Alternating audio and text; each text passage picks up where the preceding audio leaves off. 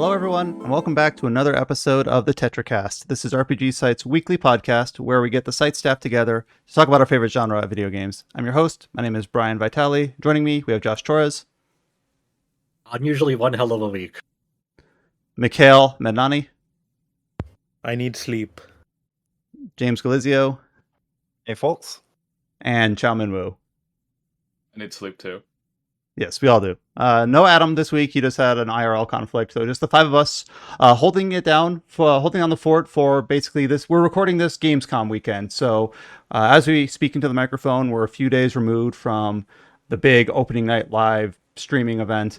And of course, throughout the weekend, different publishers and developers have given up new trailers, new demos, new gameplay previews, things like that. So we're going to cover as many as we can in this podcast, though I'm sure a few things will seep out during recording or after.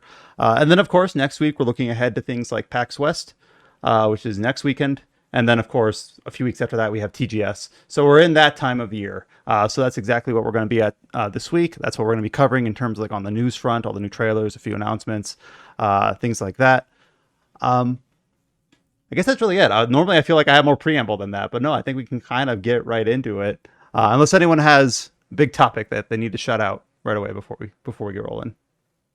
Not really. I mean, we're just getting to the thick of it now. It's kind of like things are finally starting to roll in terms of like the news cycle, because we do have a lot of things from Gamescom, PAX West. I'm sure is gonna have some things, and of course, just the calm before the storm of a lot of like new releases relevant to us are about to come out around the same time. Yes, starting next week's podcast, it's going to be it's not going to stop. It's not going to stop until like the end of October, if we're lucky. Yeah. This is like your last week to like, if you had something on your backlog. Well, yeah, these next few weeks are like your last chance to complete your backlog. Games are released earlier in the year that you're getting around to, reaching credits on things you've started, things like that. At least that's how I'm kind of looking at it. And there was a lot of like hype and excitement and anticipation for this, one of the first September releases. The game that we're going to kind of start out with today as kind of like our games talk section is actually a demo, but it's a demo that I know a lot of people have been very excited about, very interested in, and looking forward to for a while. This is, of course, the global release of Trails in the Sky First Chapter, releasing in the middle of September, about a month from now. But the prologue demo at the time of recording just released a few days ago, and I know at least on my social media feeds a lot of people have, both new and returning or longtime veterans of the series, have tapped into the demo, compared it to either their initial experience with Sky First Chapter, or they're going to the series for the first time. And there's a lot to talk about here. We have a few features up on the site from different authors talking about the demo. It's how it runs on PC, the fact that it's published by Gung Ho, at least for the worldwide audience, all those sorts of things. So I know different people here will have different contexts about what they want to talk about. I know Chao's been playing it. I know that James has been playing it.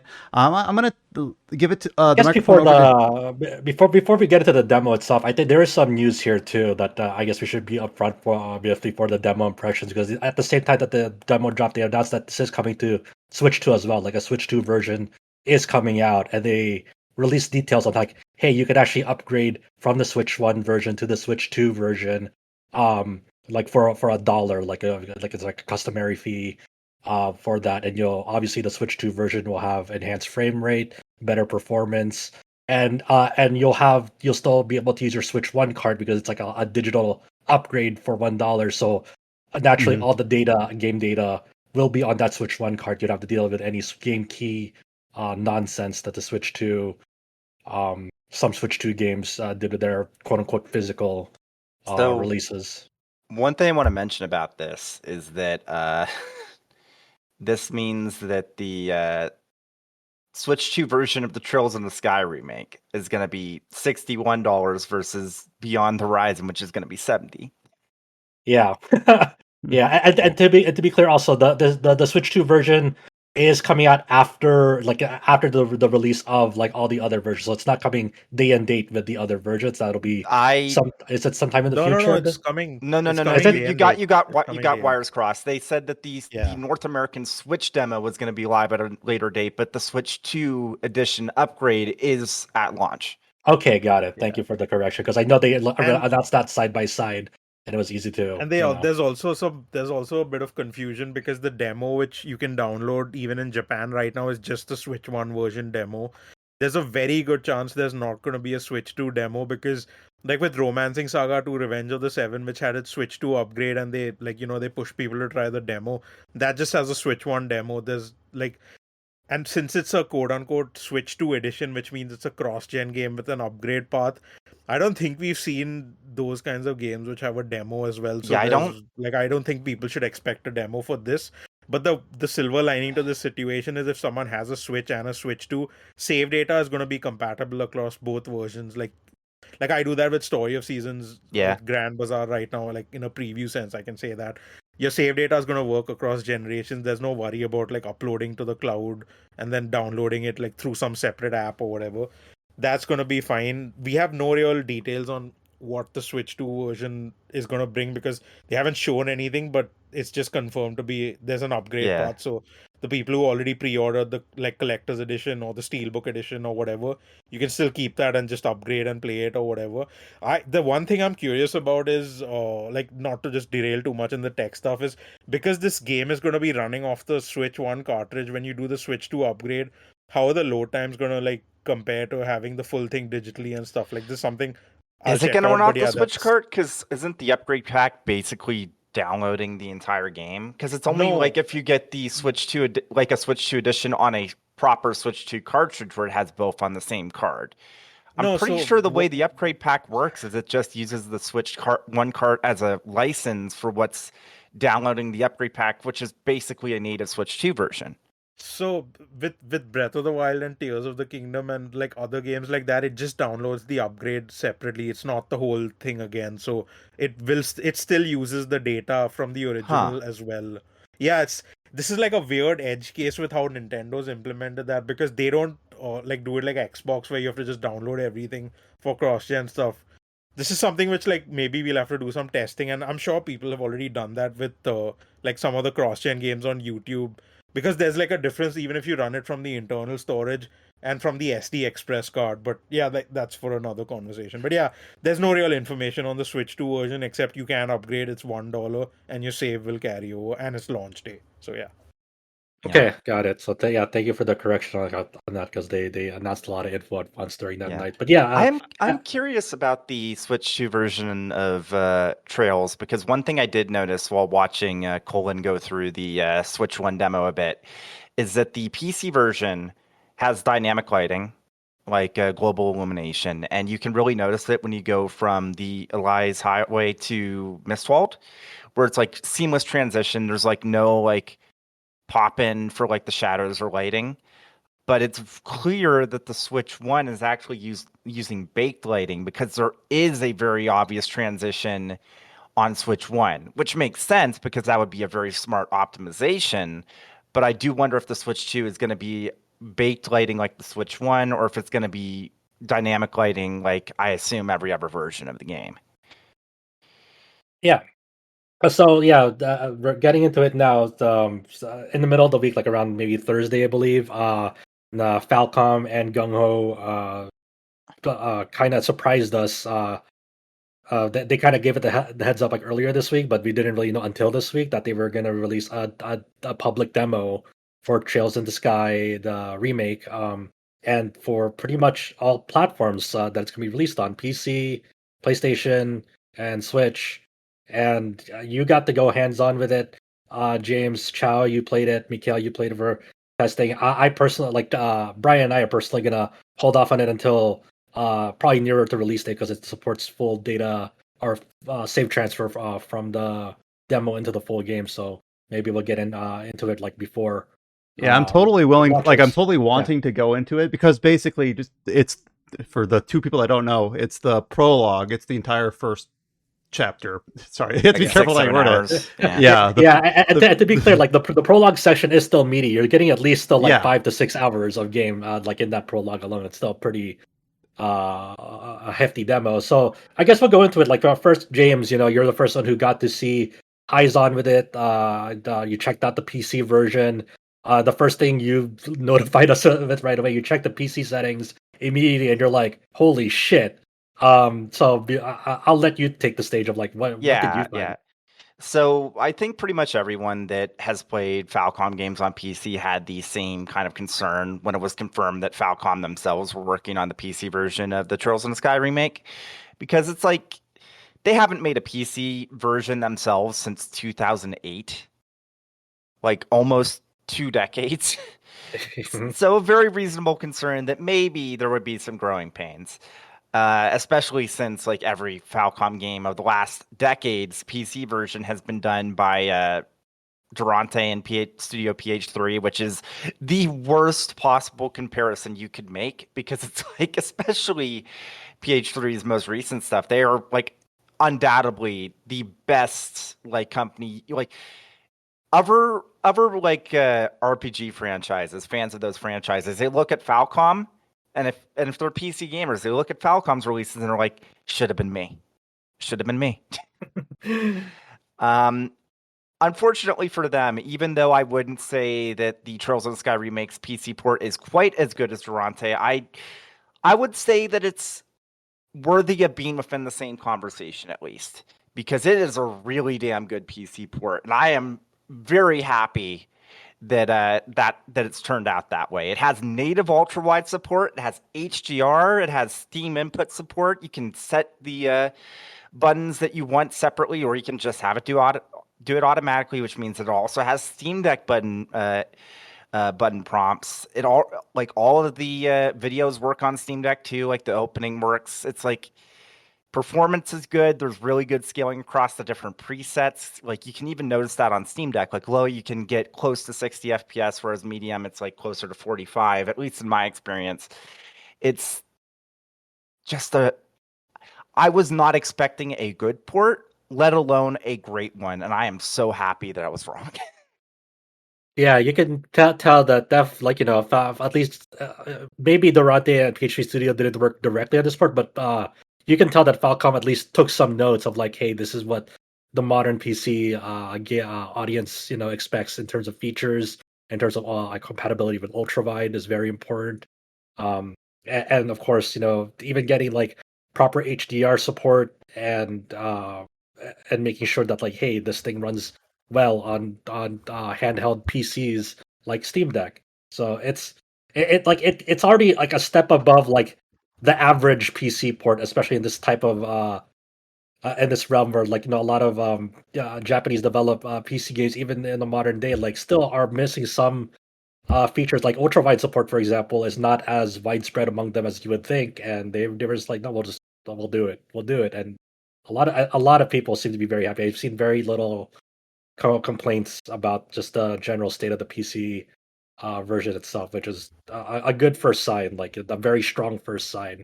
I think For it's that like audience.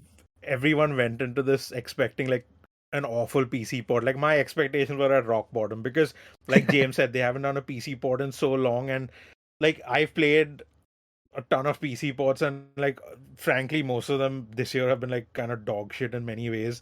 So like when you have like when he showed me the screenshot, like he streamed the demo for me before like privately, and I was watching it. Like he posted the screenshot. I couldn't believe that like this is a port from Falcom. Like I just could not believe that.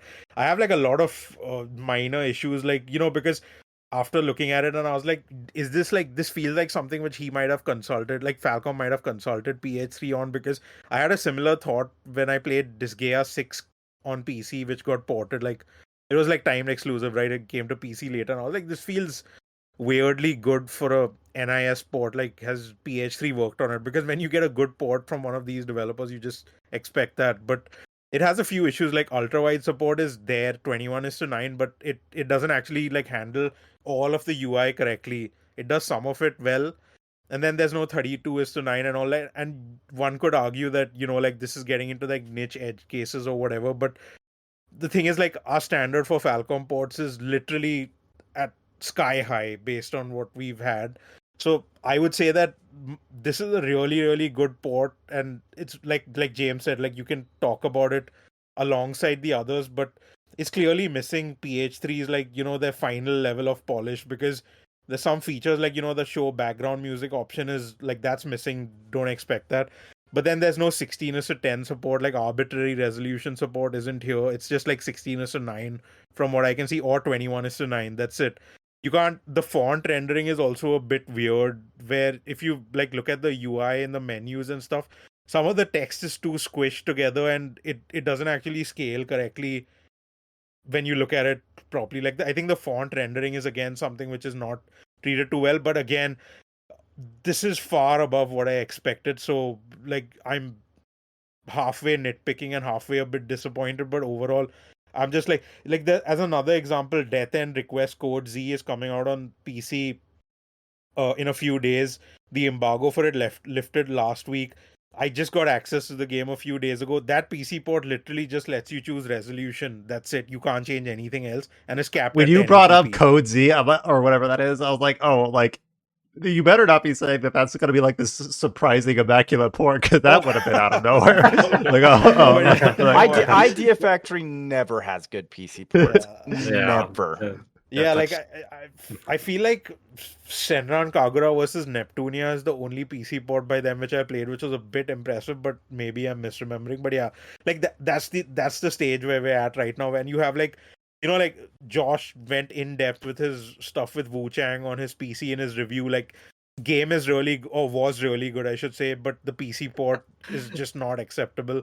Right. It's not acceptable on handhelds, but then you could argue it's an Unreal Engine 5 game. Don't expect to play it over there. Fair enough. But yeah, like this year's been so bizarre with PC ports from like just in general, that when you have something from a developer who's not done a PC port for so long deliver something which is stable and good. Like, it's not amazing, but it's stable and good and better than anything everyone over here who's played it has expected. I think that's worth like praising. This That's is where I'm this at the right power now. of like having your own custom in-house engine that you know Oh, in and out yeah. after you've spent like years developing it throughout multiple titles. So I like feel like Falcom, like like at the time we were like, we don't know about like Falcom building their own proprietary engine, but now years later we're like, holy shit, it Yeah, was I totally feel the like- right call for them. I feel like between this and East 10 Proud Nordics, it's been really fascinating, especially the last couple years, like between like Beyond the Horizon, which really focused in on like the animations, which is what got me excited for the Trails in the Sky remake, because it's like, oh man, if they're going this hard, what's gonna be the next step? And now we obviously know, but it's like they've really matured their engine to the point where I'll eat crow like every day of the week, 24/7. 3 square meals a day. I was one of those people back in 2021 saying, I don't know if it's good that they're making their own engine. And They proved everyone never- wrong. They proved Well, everyone it was wrong. around the same time when like Square Enix was moving away from Luminous, outside of Forspoken having to release. CD Projekt moving away from Red Engine. That's more contemporary, like for Witcher 4 going to Unreal. Like, it sort of felt like everyone was going to the common tool set because it's easier to train developers, things like that. And like, it feels like just yesterday, it's like the Hajimari post-credit scene. I think that was the first real demo of the engine, and it's like, it looks goodish, I suppose. And then I haven't played Beyond the Horizon, but those, in East 10, that was my first like, wow, this is. I remember when this developer was just kind of like, you played it expecting it to look a generation behind, and that kind of just evaporated. It's just something that doesn't even register anymore. It is worth mentioning, and to put it in context. Like, this is definitely a case by case scenario, because there are other examples where an in-house engine move didn't work out. Like, for RE example, engine. Capcom with their RE engine for some open world games like Dragon's Dogma 2 and Monster Hunter Wilds. Their engine, clearly they need to put in more work, or that engine is like so highly incompatible that those games like are still to this day having problems. Even Dragon's Dogma 2, like even more than a year out since its release, that like Electronic Arts with still face Frostbite. Frostbite, Light, yes, correct. Yeah, I was thinking about. I was like, was it? That's what's called the Dice Edge. It was the Frostbite. Yes. Yeah. Mhm. Not to mention the what is it? The Katana engine that Koei Tecmo uses. That's especially on PC, it's had a lot of issues. Yeah, we're thinking about talking about PC ports from man. Japanese developers. Oh man, Koei Tecmo is I feel- more missed than hit. I feel terrible because when I was playing through like Atelier Yumiya, like I was like, I'm having no issues on my laptop or my desktop. This is actually a pretty good PC port. And then literally everyone else had a nightmare like with it. It's like, I don't know what to say. I was having a good time. It was fine on my end. Yeah. But yeah, not even in just one system. But yeah. I was So- gonna say, like, I played the demo and I was like playing everything on ultra settings, but my friend who has a PC that's pretty okay specs, but he was having massive issues Which with game? his Trails. Like One of the first. things, the most common problem I found, which they can probably fix in time for the launch, is that it defaults to your integrated graphics card. So if you have like a modern like AMD CPU, like a Zen 4 or Zen 5, and you haven't like disabled the integrated graphics card, the game for whatever reason wants to use that, which can cause issues, obviously. Is that an easy fix that they provide you Yes, in game? Not in game, but it's easy enough in Windows settings to force it to use the high performance GPU. For me, it didn't matter because I have my integrated GPU like disabled. So, but yeah. To me, I always For people associate that who with don't like know- who gaming don't know how to do that. laptops. Yeah, Yeah. one of those things where you just kind of have to have that know-how. Yeah, it's always useful that they should hopefully have that fixed up before launch, because not everyone is gonna know how to do that or is aware of that. But like, yeah, let's get into the demo itself, and I want Chow, I want you to lead off with it. Kind of what, like, your first impressions going in when you played it, when you booted it up for the first time, and obviously Mikhail and James, feel free to chime in as Chow is like giving his impressions. Wherever you think is appropriate. Yeah, I think it's a very fine demo. It's very good. What was it? It takes a lot of elements from later Trails games. So once like you start playing it, it's like, oh, it's like the combat feels snappy, and you're like, oh, this is the Daybreak battle system. And then there's like other mechanics too from like Cold Steel, like the link attacks, right, which is called Brave attacks in this version, right? Yeah. So I'm curious. I'm curious. One of the very first things like I'm curious about is actually how much of like the how much voice acting is in this demo. It's a lot actually. I actually played in the Japanese voices because I don't like one of the voices in English, Yeah, so I that's switched fine. to That's Japanese. fine. Yeah. So I played the entire Japanese. Actually, it's pretty meaty. I would say it's almost compared to like the Evo editions of voice acting, right? They just don't voice like, like kind of the mumbo jumbo stuff. Like it's like, oh yeah, it's like this is what quartz is, and they're trying to explain like the whole terminology about it. You won't hear them voicing acting those kind of things. But like main story bits that are kind of important, they'll be fully voiced. So, but like things like when you're going up to NPC and chatting with them, are those voiced? No, they won't. They won't be Okay. voiced, right? Okay. Like it's main story bits. Yeah, they're definitely voiced, but it's like non-important like dialogue or things explaining stuff. I forgot if even at the start of the or even at the prologue, if there were any quests, like are there any side quests that you got to mess around with to see how much voice acting that type of content gets? I mess around with some of the side quests. They don't get voice, so Okay, so it's really just about the main story scenes, but everything concerning that yeah, main story is voiced. yeah. I kind of see where Falcom's going at, where they're saying that this is their most voiced project yet. It's like it's definitely more voiced than like I don't know, like Daybreak. Like one of the things that bugs me playing Daybreak is like, okay, our character starts voice acting, start talking, then all of a sudden they're muted for some reason, and then only the new character that's introduced is voiced, right? So it's very jarring if you don't play I it mean, up. like, even like with the Cold Steel era, like even like mid conversation, like maybe the start of conversation will be voiced, and then all of a sudden, like mid to like the last part of the conversation is like unvoiced.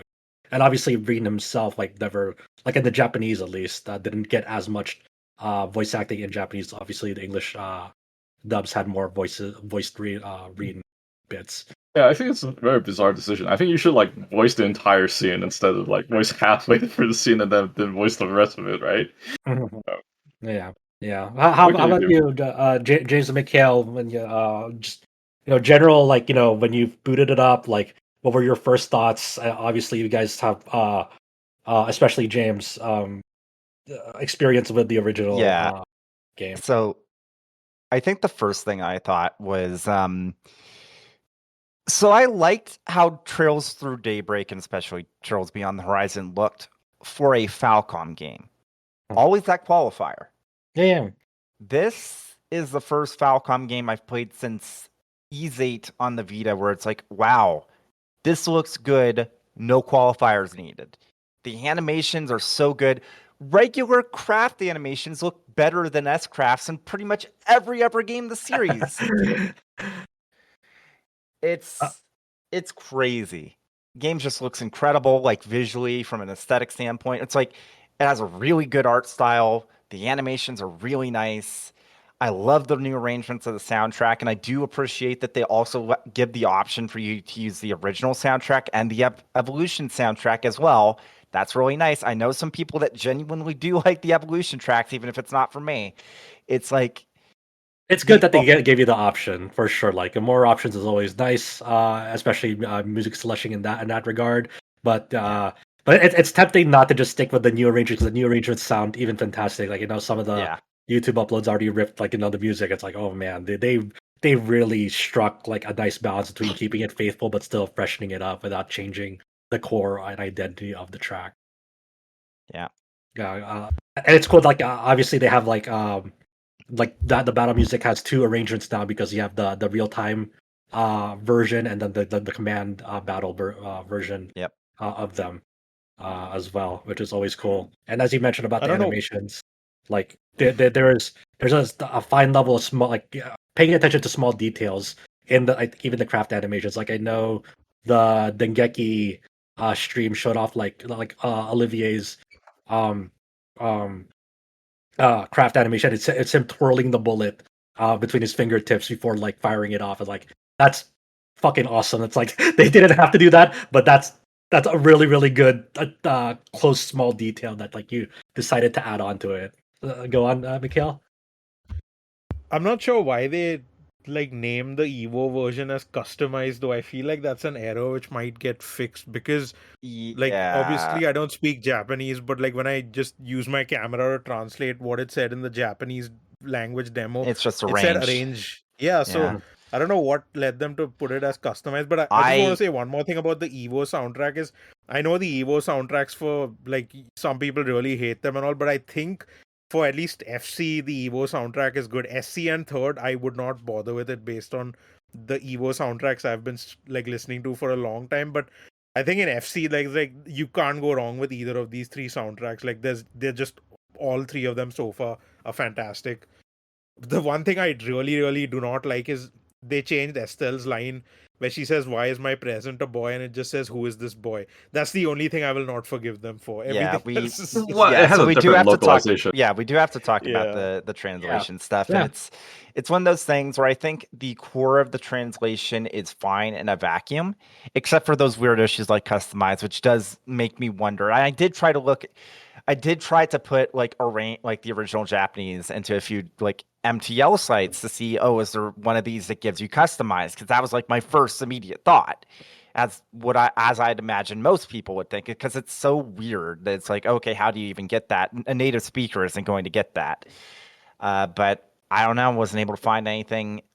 I wasn't able to access that one translation service that Falcom was showcasing at TGS last year because they don't let you sample it. So that's one thing that I'm worried about. Like, we know that Gung Ho's publishing in the West, but how much of the translation did they handle versus Falcom, considering this is the first time that they're doing day-and-date release? And that's the one thing I'm worried about. Yeah, I think that's probably the most outstanding concern is like, like, let's face it, this is different from the Xseed script. There's not going to be the same script that Xseed did years ago. For I think a lot of people are in agreement. Like it is definitely less punchy than the Xseed's script in general. And I think to some. Sorry, go for it. I was just gonna say, I think to some degree, less punchy is probably good because as much as I do appreciate the original Trails in the Sky script, there's definitely some points and some lines where I feel like it does go a little bit too far. So I do think that there was room for a more toned down translation because I still think it reads fine. The only problem is that like the main issue is like some terms don't match up for the towers. I think that doesn't matter that much because they are never brought up again after Sky. Like it's still annoying, but it's like whatever, I can deal with it. One issue that I have seen people bring up is that some of the random NPCs have different names, which that is absolutely unacceptable, and they need to fix it. At least on PC, I think Chao posted something about that. Yeah, at least on it's PC, like Charles is now Carl.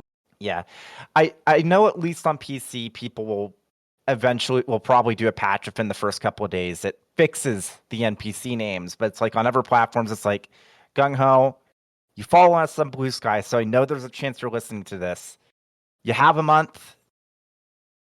I'd imagine that. I wonder who is in charge of implementing that. Of like, is it Gung Ho or Falcom themselves who like so hopefully someone internally between them can voice these problems, and if you can't get a patch out on release because it's around the corner, hopefully get it out as soon as possible. At least say something by launch saying that you're going to match up like the NPC names and any small terminology. Like again, I don't think personally the towers is a big deal, but if there's anything else, that might be a problem. In hindsight, it's not too surprising. Well, I say not surprising, but we saw in some of the very early trailers, like Charizard's title wasn't Silver Streak, it was something else. And it's just more for the consistency of names and locations that we, like to see that those things get wrapped up. They did fix that in the actual game. But the other reason why I'm curious on whether or not the majority of the translation was Gung Ho themselves or Falcom is because we don't actually know who handled the translation for the site, because it was the same site as Falcom. It's literally just a toggle on the site that Falcom hosted. So was it Falcom that translated the website? Because some of the changes in terminology match up with the game. So it's okay, if it was Falcom that handled it, then I just don't know. We don't know enough. We don't know enough to say either way. Yeah, it's I think the biggest loss here is both XC and now NISA have their own in-house terminology experts for consistency in the world of Trails, and that is that is not a position to look down upon at all. That is a very hard position to keep all of the terminology, especially in the world setting of the Trails franchise in general, is a very, very, very tough, because there's a lot of mentions of other things that happen in the world of on other parts of the Trails region, in the continent of Zemuria, where if having the wrong terminology, there's an terminology inconsistency that can make some plot threads complete nonsense because you didn't know that the terminology or term that's being used was actually in line with something else that was used in 3 games beforehand that just was under another term. All I'm gonna say is that if they change Anton's name, people are literally going to riot. Oh yeah. But there are some very minor fixes that they did in between the original and the remake script, in terms of I remember someone pointed out on social media that one of the NPCs that you spoke with even as early on in the prologue of Trails of the Sky first chapter, when they spoke to Estelle and Joshua, the way that they phrased it in English already had the understanding, they phrased it in a way that they were already bracers, not they were going to become bracers at that point in the game. Because in the prologue, they have yet to become officially bracers, but when you speak to them in English, they're already talking as if you've already become bracers.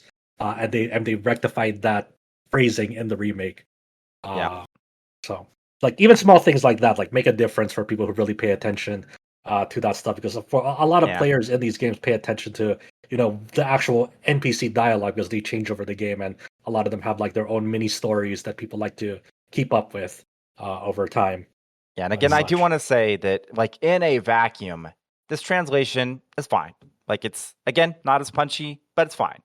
It's just really one of those things where I gotta imagine that doing a quick patch to make sure that NPC names match up and terminology matches up. It's just get one person to I can't imagine it would take more than a single person over a week just checking. I don't know. Hopefully it's something that they can patch. And if not, again, at least on PC, I have full hope that fans will do it. So it's whatever. But yeah. But I was gonna say, you know what bugs me? They did not have blue chat bubbles from Daybreak. Blue chat bubbles is basically that way this NPC is speaking something new, and they do not have that. They do have that. They have it it's grayed out if you've already talked with them. Is it? Yes. It's just instead of it being blue, it's like a whitish yellow, and then once you talk with them, then it's grayed out. And I can't tell the difference. I am colorblind. There was a I think the colorblind one options. since you brought up Daybreak, there's another regression with Daybreak is that now when you like leave buildings and stuff, there's like a slight load which was not there in Daybreak, and it was not there even in East End on PS5. It was just like mainly a Switch load thing. So now like it's just like a second or two. It's just you have that on like every platform, and it's longer on Switch. So that's like a bit annoying, but thankfully, like if you have it on like PS5 or PC with the SSD, it's like a bit fast. But that's an annoying regression though, which whatever. Like I hope is like for the next game, assuming they drop Switch One support, like I hope they can like just get rid of that completely. But we'll see how that goes. Red Switch one. But I think one of the coolest thing is the seamless transition when you go to like areas like in the field, right? I think that's the most coolest thing I feel in this game. Like I don't think you'll see that in a Falcon title at any time. Yeah, like just kind of getting try to get rid of the more zone type of like world exploration. So sounds really promising. That I saw like some friends going through it and seeing what their observations were like. For example, one of the things that they do in this remake is hey, there's now map markers for missable books. Because Solos. I'm sorry. yeah, soul gone. But definitely like the first two Trails of the Sky games. It's very easy to miss like that sort of stuff, especially the books where everyone knows that one homie that missed the book at the security checkpoint. Oh yeah. If you didn't go out of your way deliberately to go walk half a mile at the other side of the No.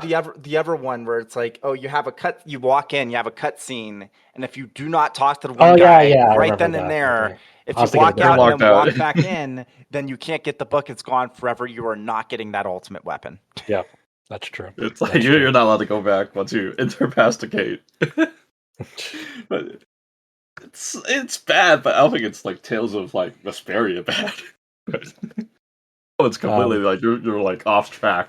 It's like we have to save the world. Let's go all the way back to the first town. I'm fine with that change, mostly because you still have to look at the map to realize, oh, there's something there.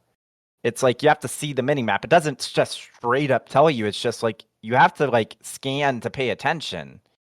And I mean, realistically, people that cared about that were going to be using guides anyways. Yeah, you're going to be using a guide anyway for that sort of stuff. So you might as well, try to give people like a little bit of an in-game nudge or resource, like instead of like having to go to a third-party external site to be like, oh, where's the next book? It's like, okay, there's a way to check that in the game. You just have to kind of pull it up on your own, though.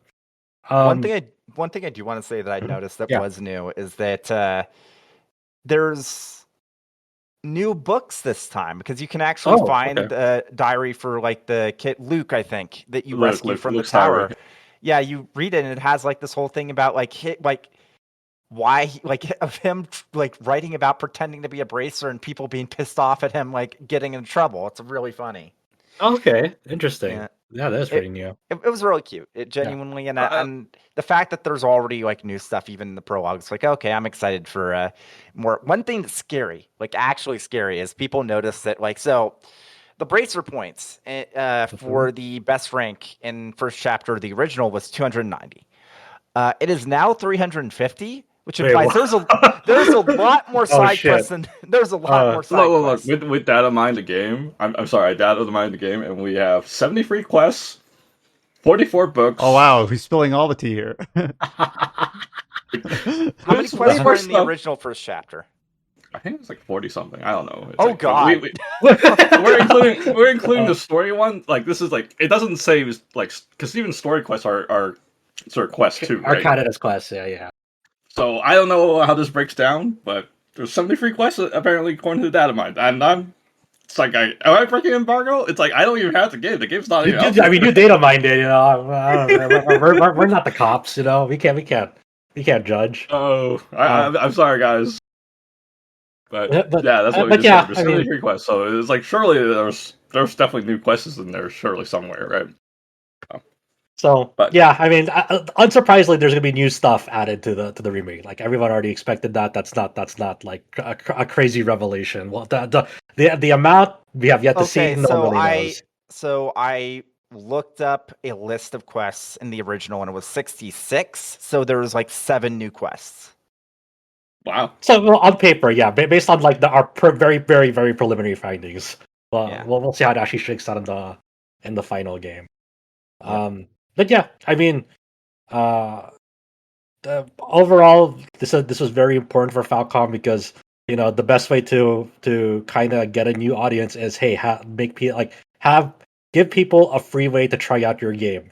That is demos are good. Turns out, especially when you Yeah, I release a think good it's one. very hard to try convince people to play it. It's like, oh, I'll wait for the first game. It's like, well, there's finally the first game because for the longest time, every time I try to tell people to try out the first game of a series, it's like, nah, I want to start from the beginning. But this guy's too old. It's like, well, you got no more excuses. Yeah, and for a lot of people, like a lot of people, they tried out the original. They especially the prologue of the original, they found it really way too slow. It had very old school dated systems that that obviously it wasn't made with modern standards in mind, and people have already kind of gotten used to modern style of gaming. So it seems to me that the remake, even in the prologue, seems to be exciting to people, and that's what people really want. Is like, hey, we don't want to just they don't want it to feel slow. They want to be actively playing the game, and that, especially with the real time and turn based hybrid system from Daybreak, really helps with that flow a lot. I think the one thing that really is makes me laugh is based on even the Dengeki demo and seeing how I imagine throughout the progression of the game, seeing how these attack numbers and HP numbers will they're definitely it's the average is way higher than the original game. It seems like we'll see how it is reflected in the final game, but the stat progression and just the general numbers of this game is way higher than the original game, which is funny to see. So, I was any also gonna say this different? game's actually pretty difficult on Nightmare. Oh It's like yeah, it's I heard about that. actually Yeah, I was yeah. it's even actually having pretty some brutal. issues on normal with that final boss of the prologue. It's like, Jesus Christ, why Oh yeah, is that fight is very why very is spicy. why is her shotgun doing like half my health and she does it like multiple times in a row? Fuck you. Hey, that's for me. That's awesome. I'm like, yes, challenge. I love challenge in Falcom. But yeah, I saw my friend just messages like, yeah, I'm playing on Nightmare, and the first boss just one shot me, and so he's all have to I must figure be out a a way bad around RPG that. gamer because I'm struggling in like I don't know Trails to Azure, and there's people complain that my guides are these games are easy. We need difficulty mods. Nightmare, you guys, what the? Go play Nightmare. Come on, man. It's like and there's even difficulty mods maybe even harder than Nightmare. I was like, I don't know. It's like I what still is I this? still think my favorite things about the nightmare modes is that same friend that they talk about speed runs the Cold Steel games on Nightmare, and he always complains about speed running doing the finale of Cold Steel 1 on Nightmare because the final fight in that game is total RNG on Rock paper Nightmare. It's scissors. literal rock Totally paper wrong. scissors, yeah. But you have to be you have to do RNG rock paper scissors. It's not predictive algorithm or pattern that I know how that final fight goes. It's yeah. and it's not like the later games where you have Yeah. buff and sub skills from other characters, right? That one it's just straight up RNG. So It'll For be me, funny how to it see always how Nightmare shakes out in this one. Yeah, go first, Ryan. for me how it always plays out is I'm always too cowardly to play on Nightmare right away. I wait for New Game Plus, but even on normal or standard difficulty, usually about 2/3 of the way through any of the games, there's oh, here's a fight that I'm very clearly supposed to lose because they are way more powerful than me, and they do half my health in a single hit. Now let me check out Chow's guide, and it's you get an extra CP point if you beat them. Damn it, I don't want to do that. I think it's Yes. Azure's the only one that I played from a fresh Nightmare for guide. But the reason I don't do that anymore is for guide writing. I don't want to be stuck in a boss fight for days because you're playing on the hardest difficulty, right? Yeah. For Yeah, guide, that you makes have sense. kind of a deadline, so you're trying to get through the game as fast as possible, right? So Mhm. At least in the original Trails in the Sky FC, it gives you a boatload of defensive options. So it's not the craziest nightmare mode compared to some of the later Trails Earthwall, games. my beloved. Yeah. Any final comments on the Trails of the Sky FC, the first remake demo before moving on? I would be shocked if this doesn't end up being my game of the year. I'd Yeah, be I'll see. I mean, surprised. I've always loved first chapter especially, and so man, I'm excited. I'm really On excited. paper, Falcom has been doing almost all the right moves. Like it seems like they knew how to market this game. They had a really really solid plan going in, and hopefully they're rewarded for the fruit of their efforts because this is like kind of they're really giving it their all to because they know this is kind of like maybe the last shot that the Trails series will get an influx of new players internationally. Maybe in Japan. I don't know exactly how the situation is there. But this is like the biggest gateway, and they want to do this right as much as possible, and they seem to be pulling that off. And hopefully that when it launches, hopefully it does well for them. Best of luck, and I'm just gonna say, in my mind, I always feel like Falcom always make decent or good PC ports. I don't know, like you guys always complain about them, but I feel like the people that gave them the bad reputation is Cloud Leopard Entertainment, you know. I mean, nobody was talking about, like, we were worried because Falcom hadn't done PC port in 17 years, not because like they were- internally, internally Yeah. developed. Yeah, but back then, like 20 years ago, I thought they made like excellent PC ports back in the day. I mean, for the time, played. yeah. Like you look at Yeah. like Japanese PC releases at the time. It's like you look at Sega's PC ports; they were nowhere near as good as Falcom's, but that's not what we were talking about. We're talking like the technology has progression in technology has gotten insane in the last 2 decades since the last Falcom internally developed PC game at Falcom. So it was a lot of people are understandably worried because they had pretty much the best of the business with Durante and PH3 Studio working on their Western versions of games and their PC ports for a long time now, and we just no one knew like, hey, does Falcom actually have like the know-how to really do this internally still with all these advancements in game technology over the last 2 decades? It's not like and that was contextualized by like many other Japanese developers, like we just mentioned Koei Tecmo, for example, and Idea Factory still struggling with their PC ports, even though they are frequent, even though they frequently bring their titles to PC. There's also the footnote of like, just for the like release logistics, like Gung Ho is publishing who, like, sort of thing, where turns out they maybe didn't stick the landing, but all of the biggest like ways it could have gone wrong were avoided. So it seems like most of the things were landed pretty well. On the English front, they got the original voice actors back, for better or for worse, all that stuff. Yeah, it's like, and I'll actually say that I did play the demo in the English dub, and I feel like in context, like I was one of those people that listened to the trailers with like character lines, and I was like, I'm not sure about this. When you're actually playing the game, at least for me, it's like, no, this is a good dub. So I'm pretty happy with it. Johnny Unbox has absolutely nailed it as Joshua. He still has it. Hell yeah! So I like to hear JYB. And it's crazy. It's crazy to hear that they were the original voice actors, even just for like the battle shouts on the original PSP version. Well, the original English PSP version. Yeah. But yeah, so we have a few features up on the site, all talking about Chosen Sky First Chapter demo, and of course we'll talk about it again once it fully releases in September. So we have a couple features from James talking about both just the PC port considerations as well as just the demo.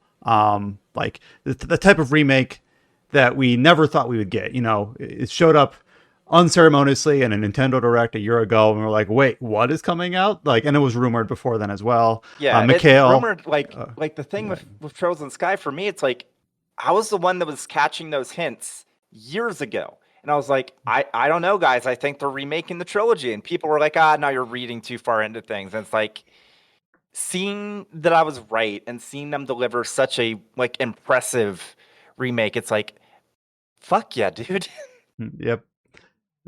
And then Mikhail also did like we've been talking a lot about the PC port and a little bit about the Switch versions, but of course Mikhail did impressions for not only that, but like PS5 and ROG Ally as well. So all the technical it has a details 120 FPS mode on PS5. That was a surprise. It's I wouldn't say it's the first Falcom game with that, but it is the first one they internally developed, because Ys 8 PS5 has a 120 FPS optional mode. But yeah, it was surprising to see that over here, and I was just playing the game with that. And just seems to be good. Even on Switch One, like I've seen a lot of people dunking on the Switch One version. Like, of course, it's not going to be as good as PS5 or like PC, but it's way better than Daybreak 2 was on Switch 2. Like, I don't know how Cullen played through Daybreak 2 on Switch 2. Like, I tossed my Switch out of the window if I had to play more than a few hours of that. I'm gonna be real. Like, I did download the Switch One demo on my original Switch One because I was curious. And it's like, I don't know, guys. I think that might be like in the top 5 best looking games on Switch. Genuinely.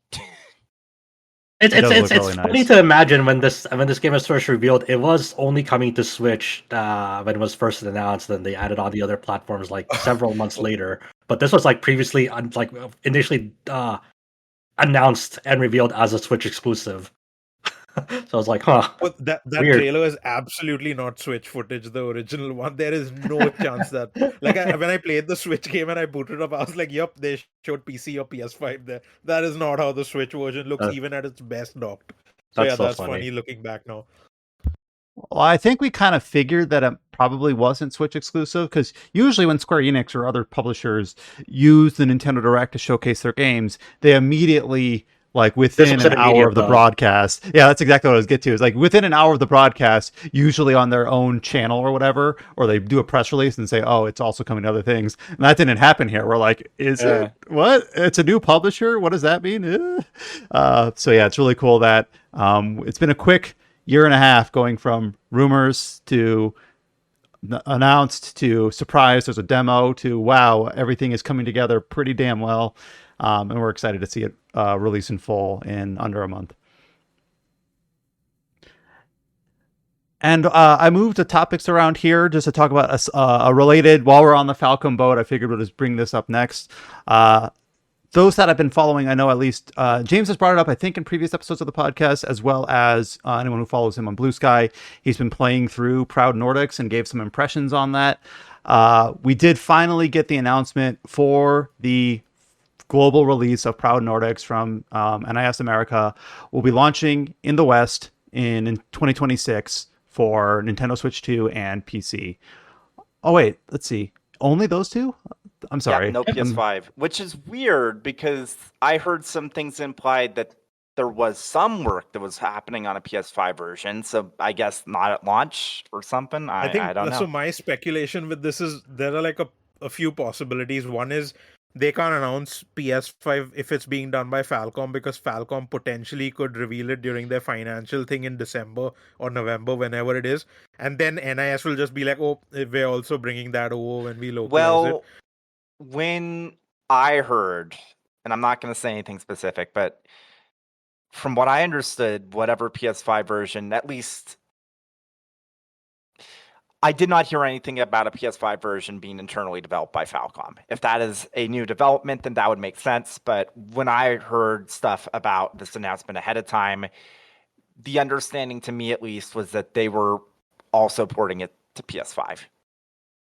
I guess we'll see closer to it. It could be timed exclusive because Nintendo and NIS America are doing those things again, like with this Disgaea 7 Complete. Yeah. So who knows if, like, maybe with Disgaea 7 Complete, like the game is already out on PC, PS4, PS5, and Switch.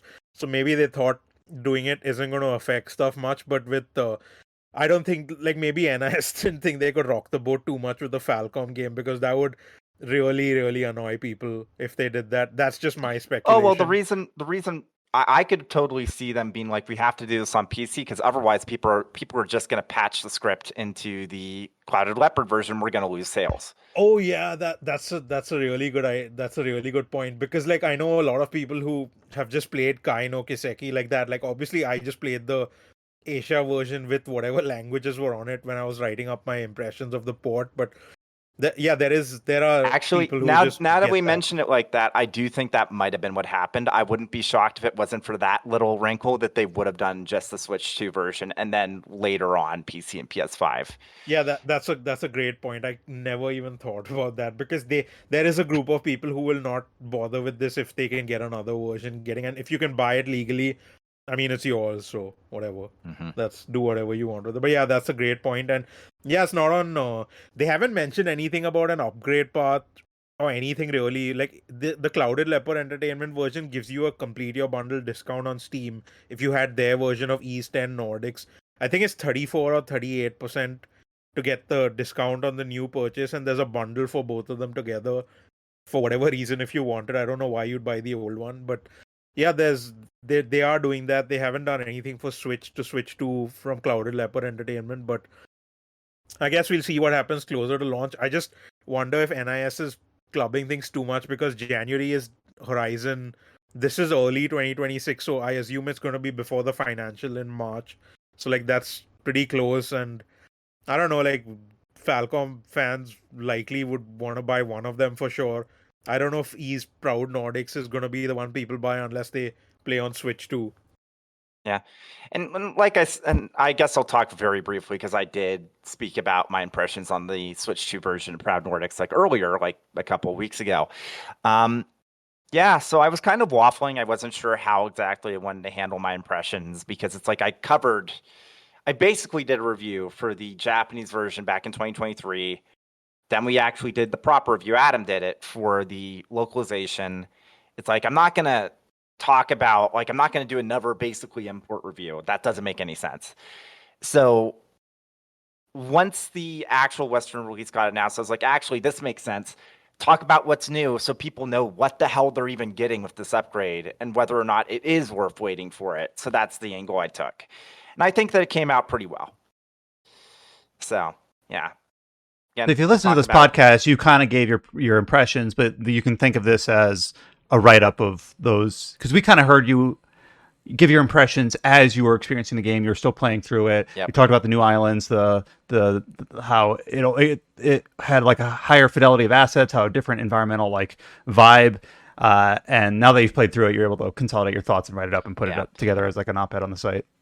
Yeah, one thing I will mention from this impressions piece is that I had the feeling that this was probably the case as I was going through it, but I did end up going back and checking like the bestiary to see, okay, what levels are these enemies versus, and I did consult Chow's guide on Neoseeker to kind of like verify.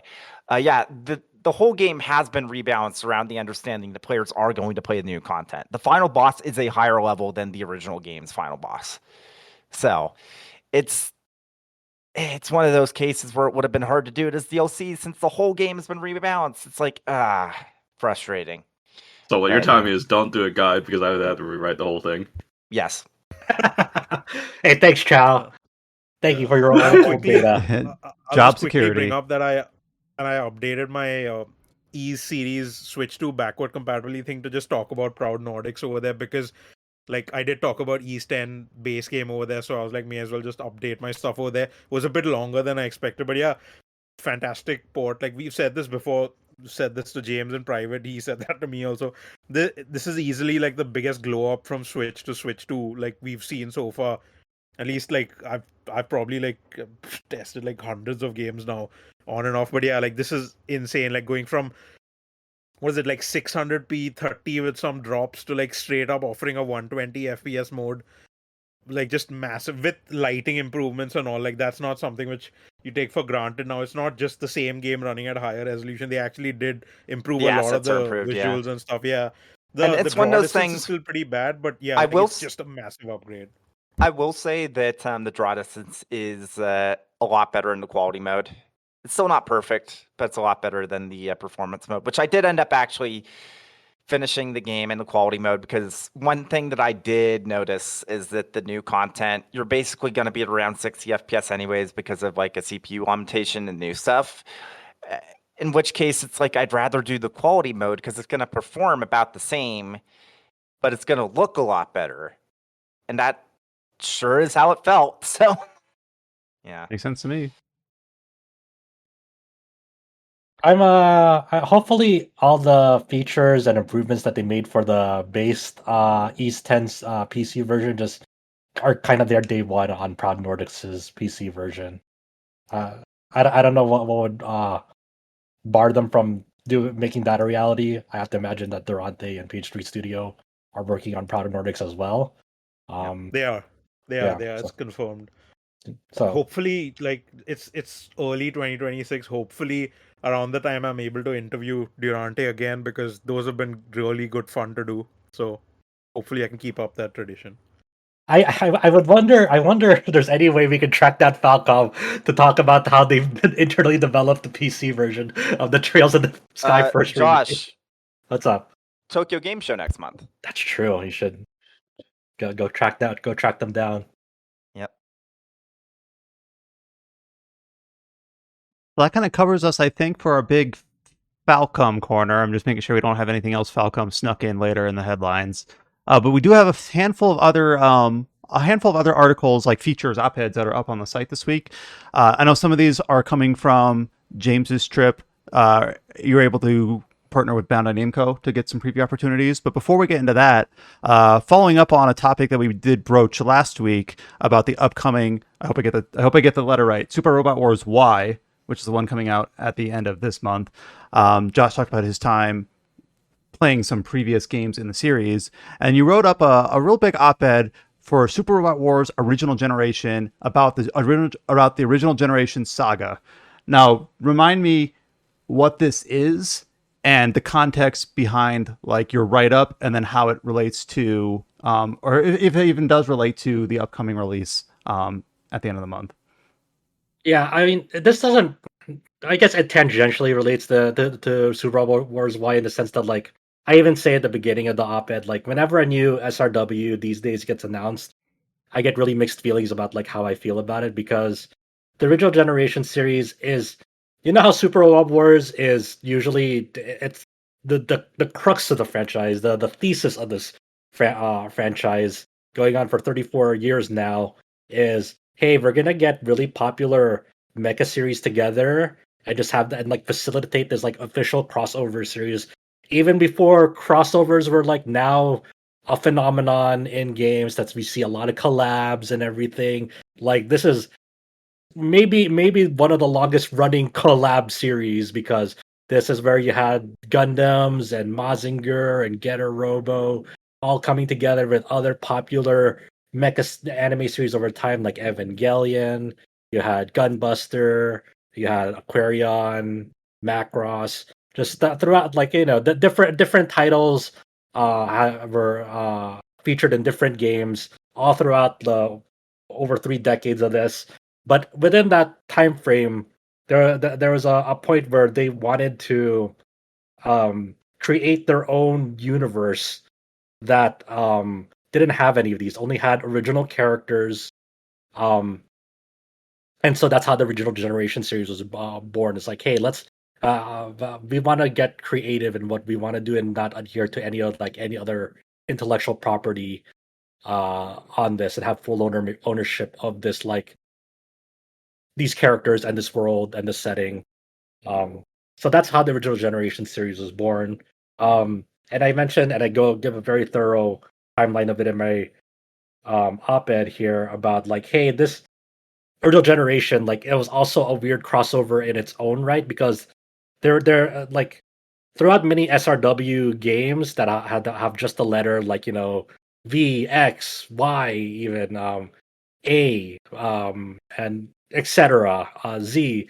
Like they along with the crossover anime series, they always had like original main characters and some original like a villain that relates to those original main characters throughout those. So what, you know, Ben Presto over time like kind of extracted these original characters that they made in these games and kind of stuck them all together in this original generation timeline and world and universe, and then like kind of remade, mixed together all those personal stories that they told in those games, and then created an entirely new world setting with, and made all these storylines work gracefully within one another in a more organic fashion. So you kind of get like really insane and cool storylines that really allow them to flex their creativity over like how they want to express and like advance this universe, original generation universe. So I've been thinking about writing this article for many years, and I was like, this is always if I'm gonna write this, I really want to do it right, but doing it right requires a lot of research a lot of time, a lot of effort. I'm gonna have to really consult people who know about this series as much as I do and more on that stuff, because the original, like people don't realize that the original generation series of Super Robot Wars isn't like a one-off thing. Like I know a lot of people played the original Game Boy Advance games that Atlas localized in North America. 505 Games did release those in Europe, and then um, Atlas brought over a spin-off, the first of a spin-off series called Endless Frontier, and then those games never got a release in the West again after that. It did get one more English release after Endless Frontier, but that was um, only distributed officially for Southeast Asian markets. Obviously, you could import it digitally and physically easily, um, but it was a less than stellar localization effort and wasn't really meant for outside of Southeast Asia on that end. And so, and there were a lot of games that came out in Japan that didn't get localized in between uh, then and then that recent release in 2016, quote unquote recent release in 2016. Hmm. So it's been almost 10 years since the last entry of these. There's been no sign from Bandai Namco that they're greenlighting it, and I was wondering, like, I want this to be almost the definitive resource for people to go link to it, look back to it, and like if they ever want to explain to people, like their friends, like, hey, this is what the original generation series is about. I want this article to be like the big, like they go to one place to find out the history of the series, and they don't have to go like consult like 10 different sites that all have like kind of like spread out information uh or about it in that regard. And it's it's something that I thought about for a really long time, but as you can see, like it was a challenge in making it to get that timeline, convey that timeline in a digestible fashion, and thinking about what you choose to what you decide to omit, because I could have easily gone down the rabbit hole on this and made this article endless.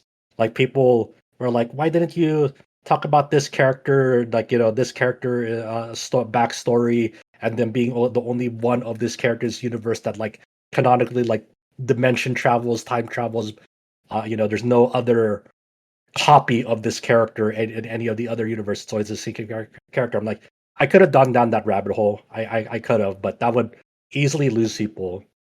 I could have talked about the Seiyu drama over one of these games that like kind of led to some of the plot developments that happen in these games, but that goes too down the rabbit hole on like Japanese culture and Seiyu culture, so you lose people with that. So how do I make this in a way that's easy to understand, uh, that won't take too long to read. It is still pretty lengthy, and that still conveys like what the timeline is, and also provide resources for people that, hey, I want to play these games. Where can I play them? I tell you straight up, these are the games that got official releases. These are the games that have playable fan translations, and here are the games that have English resources but don't have like official, or not official, don't have an official Western release, nor a playable fan translation, but there is an English resource that you can consult. If you do want to play these games, you can go here, and this either YouTube Let's Play or this other site provides English translations or an English script. They just don't have a playable fan translation that you can play off there. So I kind of wanted this article to be that one-stop shop almost. It's almost like you're cataloging it, like you're Yeah, oh yeah. you're keeping it for. I'm trying to think of the best word, not for antiquity, but just for like, here is the state of it as it is right now. You don't have to pull the threads together from all the other sources. You try to get there mostly for the reader, and here it is. Right. Yeah. I think the important thing is it's not just the information you can find online, but it's with very important context from someone who's actually played them, and from someone who is continuing to play, like, not the OG series because we don't get that anymore, but Super Robot Wars in general, because this is important to know considering we're getting the first worldwide simultaneous release for the series ever, right? Like, Super Robot Wars 30 was the first worldwide game, but that was just on PC. The other versions were just Asia and Japan. But now you have Super Robot Wars Y, literally worldwide simultaneous multi-platform. Like, that's it. So, like, now if people get that and they want to play the other games, there's a lot which they would be missing out on if they just play the games which are localized, basically, or Yeah, released yeah, internationally, let's say. yeah. One of the things that I go over to, like, it's about, like, why I really wanted to do this, like, there's a there's understandable reasons why this game, this original generation series, doesn't really exist anymore, even though it used to, like, quite frequently. And if they were to ever release a new one, especially on a worldwide simultaneous context, like, you can't expect to, like, release a new one that, like, that is, like, kind of like the final one that wraps up the whole story, because that would easily be the next one on this. Um, but if you release that worldwide simultaneous, like, who is that game for outside of Japan?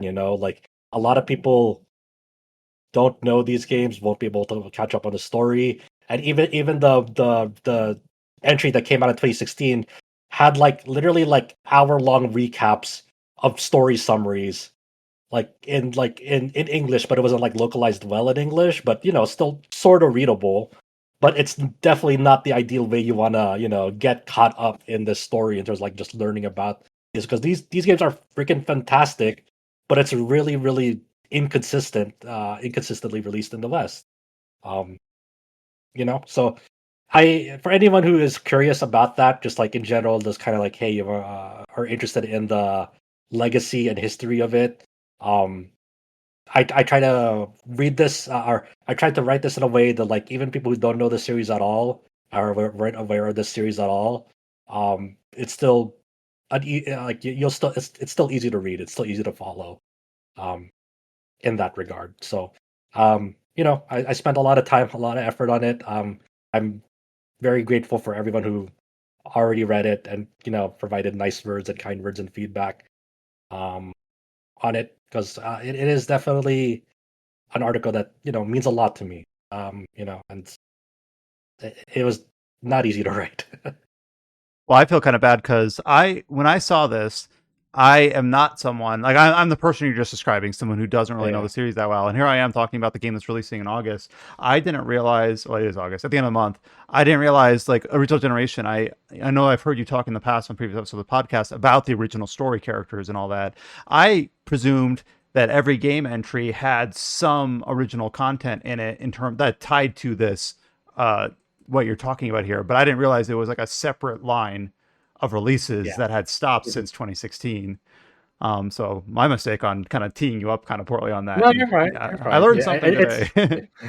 no, it's understandable. It's a very, very hard series to follow if you're not, like, Omega clued in. Mikhail, you've read it. You'd be like, I'm sure you read this. Like, this is freaking insane. Like, what, how these things were released, and, like, what. Yeah, and, of course. and like, there were mainline games, and then for a few years they, like, started, like, two separate spin-off series that had canonical events. Like, here's the best example I can give you on that, on, like, the state of that series, the mainline series of original generation.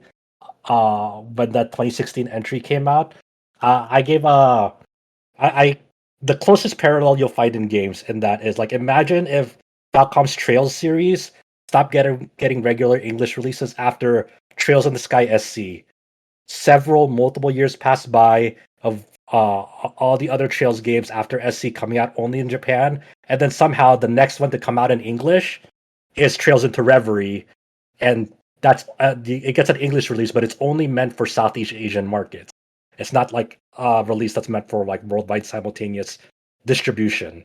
So you have to digitally import it or get it physically and have, like, the English script on it already. That's, like, the closest parallel to what it is. So, like, The closest parallel is a hypothetical because that's as close as you can get.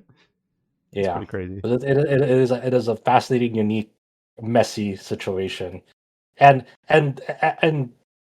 imagine like Trails now, like if Kondo stepped down and like was no longer actively involved in pushing the Trails series forward, and like there was no longer a champion to continue the Trails series internally, and they and Falcom just like stopped making Trails games, so like it's always just at the story cliffhanger forever, especially now with the latest entry. And they just stopped making those, and it's like, okay, well, maybe we'll get around to it, but we have all these awesome crossover games we can make instead and make more money out of. It's so that like there's if you understand the it's stupid and it's kind of hilarious, but it's easier to understand like where the state of the original generation series is now if you understand the history of Trails, because that makes the comparisons and parallels easier to describe to people. I think So if like you're go ahead. when I just one last thing about the article, when I finished reading it and I shared it with a few friends who, like, some of them have been trying to get me to play the games before I even bought them on Vita, because I was just not interested in this stuff, because I'm honestly too lazy to bother with fan translations and stuff. I just want stuff easy and like just let me Makes plug and sense play. for So sure. when I finished reading, I was like, I hope Josh does something like this for just the Super Robot Wars series in general, because people who play this, if they want to play old games, it's like such a mess of a web where, oh, if you want to play it on Switch, you have to import these from Asia. Oh, if you have a PC, you can only play this game and just like whatever. I don't know if you feel like it. Maybe consider doing one on just the main Man, Super Robot if it's Wars. the main one, oh my god, it It'd be would be huge. yeah, it would be at least 3 times bigger than this, if not, but easily more, because there's so many games. Super Robot Wars. There's so many games. It'd be man. The thought scares me. Come back to me in 10 years, and I'll see if I have the energy. So for those that are either deep into Super Robot Wars, especially original generations, or they'd like to be but haven't been able to because of all the context we're talking about, Josh did put up his op-ed. Super Robot Wars original generation saga is way bigger and more complex than you think, and as he's described here, kind of an encyclopedic, almost documentary. I don't know, maybe that's too strong a word, but a gathering of all the information and context needed to describe what it is and why it is something that could be interesting to learn about, regardless of whether or not you've played the games or not. A few other previews here. I believe most of these have James as the byline, and I was Yes. like, man, I was like, James was just going to town, and I guess a lot of this came from specifically a Bandai Namco event that you went Well, it to. was two Give me the things. context. Yeah. So there was a couple of things where companies had stuff that was like Gamescom adjacent, but was like a Halo event, like outside of Europe and well, Germany, I guess specifically. It's not like stuff like this isn't too uncommon. I remember in 2022, like I did. Like Square Enix had a pretty big like preview event for stuff that they were going to be showcasing at TGS that year, which is how I did previews for like Dragon Quest Treasures, Star Ocean Divine Force, Crisis Core Reunion, that sort of thing. So these sorts of like events that are like Halo events to other events elsewhere isn't uncommon. So I had one for Capcom, which I did just one general preview event for that. Well, preview for that because it was essentially the same build for Pragmata that we played at Summer Game Fest. Just we got to play got to do the boss fight now, and then it was actual hands-on for the same demo that they showcased for Onimusha, and same thing with Resident Evil. I did like a paragraph or two for Resident Evil because it's like, I'm writing about everything else, might as well. But yeah, so there was that for Capcom, which was like a couple of hours. There was a preview event for The Blood of Dawnwalker, which was a Bandai Namco thing, which was hands-off, but it was an actual separate preview event in person, which is kind of crazy. Like, I've said it in like passing and in private, but it's like really impressive, really, that like ever since Elden Ring blew up, that you can really feel a difference in how much marketing push like Bandai Namco gives for all of their games, really, which I appreciate because it's like when you have a breakout success like that, I would like to at least see that success is being like put back into like other projects. So I do appreciate that. It looks neat. I wish I had a chance to go hands on, but like what they're showcasing, it looks really, really cool. So for Blood of Dawnwalker, this is one that I've kind of yo-yoed on, because when it was first shown off, I was excited. Then they had like the reveal, which I think the way that trailer was like cut and like framed, I felt weird about. But then they just released just like unedited gameplay, and I was more on board again. Like, all right, here it is. Like, I'm back on board. And then yeah, this is the original, the part of the Dawnwalker saga. I think it's a planned trilogy. I remember I misspoke before and said multimedia, but no, planned multiple entries, but video game space, not multimedia.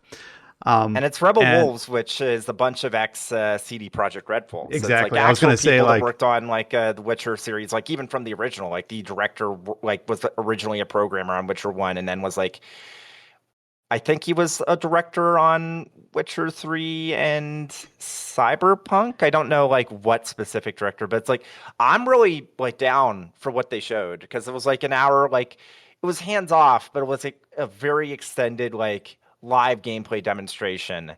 And I mentioned it in the article, but it's like the structure kind of reminds me of like the older Atelier games, where it's like you have a month.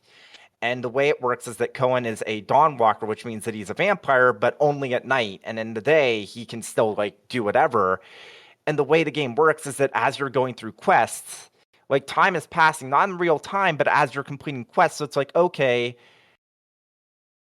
when do you want to do specific quests? Because like when it's daytime, you have more like investigative stuff. You have more, you can talk with people, because obviously people aren't going to talk with you when you're a vampire. They're going to try and kill you. But it's, I really do want to get hands on, because this gameplay loop, the way they showcased it and whatnot, this seems like the type of like Western CRPG that I could really get into. And I'm excited now. I'm excited. Yeah, I'm interested how many variations you can have in those quests. Like how many of them like actually support that day night like variation, and like how much is the story effective based on like how much you do before that deadline is up. Like I'm very interested like just on the bones of the conceptual like timeline loop that they're going for. Yeah, and I do like how it seems like a game that's really built with replays in mind, because it's like you're gonna like, it's gonna be a bit different depending on which quests you do in which order, and it's like that's neat. I've seen some people like that have been disappointed, where it's like, oh, I just want to be able to do everything. I don't want there to be a time limit. It's like, why are you so dull? Why are you so boring? Why can't you just let a game that very clearly has its own like very distinct identity for how it wants to like showcase an RPG that feels different from the vast majority of stuff on the market? It's like, this rules. I want to see more shit like this. I'm going to play it. I do think the quest-based time progression manages to get, because I agree that having that boundary condition makes for you to have to make tough decisions, but having it be quest-based and not literally like a timer, that always just puts people on edge, or they're like stressed, or like they can't feel like they can relax. They have to like figure out the most optimal efficient path. Or here it's like strange point of comparison, but Pentiment had a similar system where it's like you can spend time either at the monastery today or in town, and depending on what you do, you might not be able to do something else later. So you get to make your decision, but you're not rushed to make the decision, or feel like if you idle or spend too much time walking instead of running, that you're going to lose your opportunity. So I think I'm sure there's more contemporary RPG based example, but on paper, I like the idea of like quest based time progression, especially with the day night, because it fits the theme of the game as well. Like the night based vampire, the way you described it, which is an interesting concept just on its face. You also had the chance to look at Towa and the Guardians of the Sacred Tree. This is one that's more of a Hades-like, coming out real soon. Yes. So they had this was a digital preview event, but it was like I got to play the first 4 hours of the game. It's neat. I do want to play more. It seems pretty competent for Hades-like. I like it, like what I played so far. I believe there's a demo that they released, right? Yes, as well. There's a demo. What I played was not the demo. They actually just sent the full game. But the way that was timed is that they gave a beta code for access to a branch that downloaded everything. And then once the preview window was up, they just revoked the beta branch. So now it's back on the like I don't have access. It's still in my Steam library. I just don't have access to it. But yeah, that's neat. Doesn't it have that sword mechanic? And I saw some comparisons to like Sakuna of Rise and Ruin, but for swords and Hades or something. And this was before the demo had released, and I was like, "Yep, that's something to get me to play it for sure." If I wasn't already going to do it, it's definitely something like that. It's neat. It's hard to get a super good read on the story because it feels like one of those games where it's deliberately kind of being a little bit obtuse about what it's doing. So it's like once it opens up, it's like, oh, that's what's going on. Hopefully it sticks the landing on that. I'm interested. I like the gameplay enough that I will actually like keep playing it once I get access to it again. Like I'll probably just mooch a beta code off of when proper review code goes out. But yeah, that's neat. Again, talked a little bit about the Capcom stuff. Like Pragmata, it's Pragmata. I enjoyed it when I played it at Summer Game Fest. The boss fight was good. I am glad that at least, because I did play it on PS5 Pro this time, so I was able to be like, oh, thank God the TAA artifacts are nowhere near as bad on PS5 Pro. that was like, Josh, you played it at Summer Game Fest too, right? Yeah. So you know what I mean when it's like that. It was rough. It's definitely like it's an in development build for sure. So I have to assume that's not reflected going to be the final product to me at least next year. It's still, like I said, these are all very in development builds. Hopefully, like base PS5 works out for that game because obviously what we played like very much early. Yeah, it's like I said in the preview itself. It's like I can say that the PS5 Pro version is going to be a very good experience at this point. Hopefully, the PS5 version is in a similar state by the time this comes out. Yeah, I think I saw like footage of like the boss fight being played out, and there's some interesting things going on with that boss fight. Like I think understandably people's worries are like the loop of like puzzle doing the mini puzzle to do damage to back to doing the mini puzzle to damage, and then during that boss fight like the boss barely got to act because like it was so stunned by like every time you did the puzzle correctly to put it like in that open like vulnerable state to do damage. So hopefully, obviously there's still a lot of that game to show. Still quite a while out till its full release. But I think they have an interesting basis, but they definitely need to convince people that they're gonna do like expand on it. And I did like what I played of Onimusha, but like I said in my preview, it's kind of hard to tell because the parry window was really lenient, like too lenient. And I do wonder if that's just a case of this was publicly playable at, I think publicly playable, because it was like a show floor demo for like Gamescom. So it was playable at Gamescom in some way. I don't know if it was publicly or just like through appointments. So I do wonder if it was like one of those things where it's a show floor demo. They want people to get through it. So they made it like easier. Maybe it's like upgrades that you would get over the course of the game. And you just had a bunch of them like unlocked by default. I wasn't able to check out the upgrade tree or anything like that. Right. But I do hope that there's like a harder difficulty, which has if it is like how it is default, I do hope there's a harder difficulty that makes it a bit more strict. Child, do you remember? Do you remember earlier Onimushas if harder difficulties had a stricter parry window? I know the parry window even the normally is like more is pretty strict from what I remember. Yeah. But it's been a while. Oh, maybe Chow's not there. Okay, bye, Chow. All right, what were we talking about? the earlier Onimusha games. He's just asleep. Oh, sorry. I was watching something. It's okay. It's okay.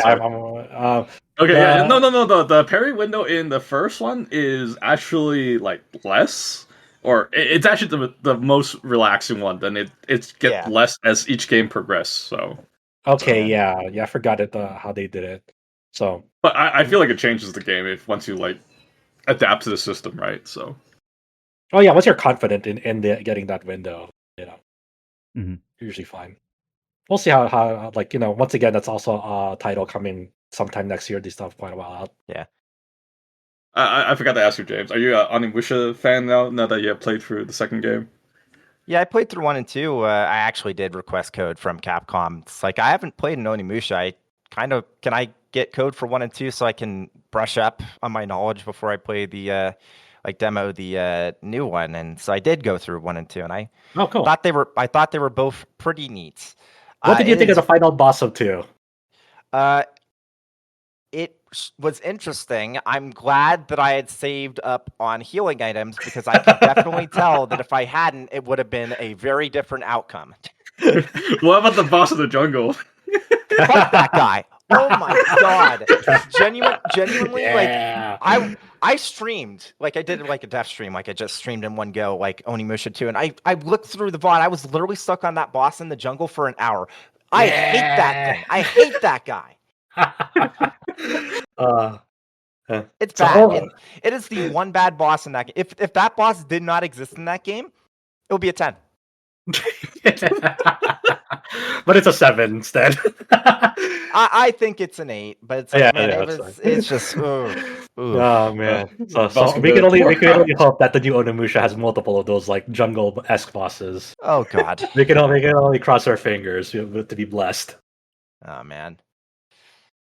And then we have one other, a feature-heavy, podcast specifically talking about RPGsite.net. One other interview that's up on the site that Mikhail put together. This is with the game director of Promise Mascot Agency, Ollie Clarke Smith, about not only Promise Mascot Agency, but his inspirations. The tagline here is 7 out of 10 PS2 games are what I live for. And then, of course, how he takes his coffee, as always. So do you have any highlights about your opportunity to speak to Mr. Smith, director of Promise Mascot Agency? You're following up on the release of that game, its reception, and just his mindset around game development? Yeah, so with situations like this, there's so much stuff I want to ask, so that when I was planning the interview, usually it's yeah, sure, I'm gonna be flexible. Do you want to do this on call? Do you want to do this on email or whatever? Obviously, if it's on call, the effort that goes into transcribing and editing takes longer. So you can't ask everything you want to unless it's a 2-hour long interview, which takes you a day to sort through. So they were able to do this over email. So I was okay, I'll send an X amount of questions, and I expect some of them won't get answered. So I thought I'd send 15 or 20. I ended up sending 32 or something. Everything came back answered. So I was perfect. This is going to be a nice long interview.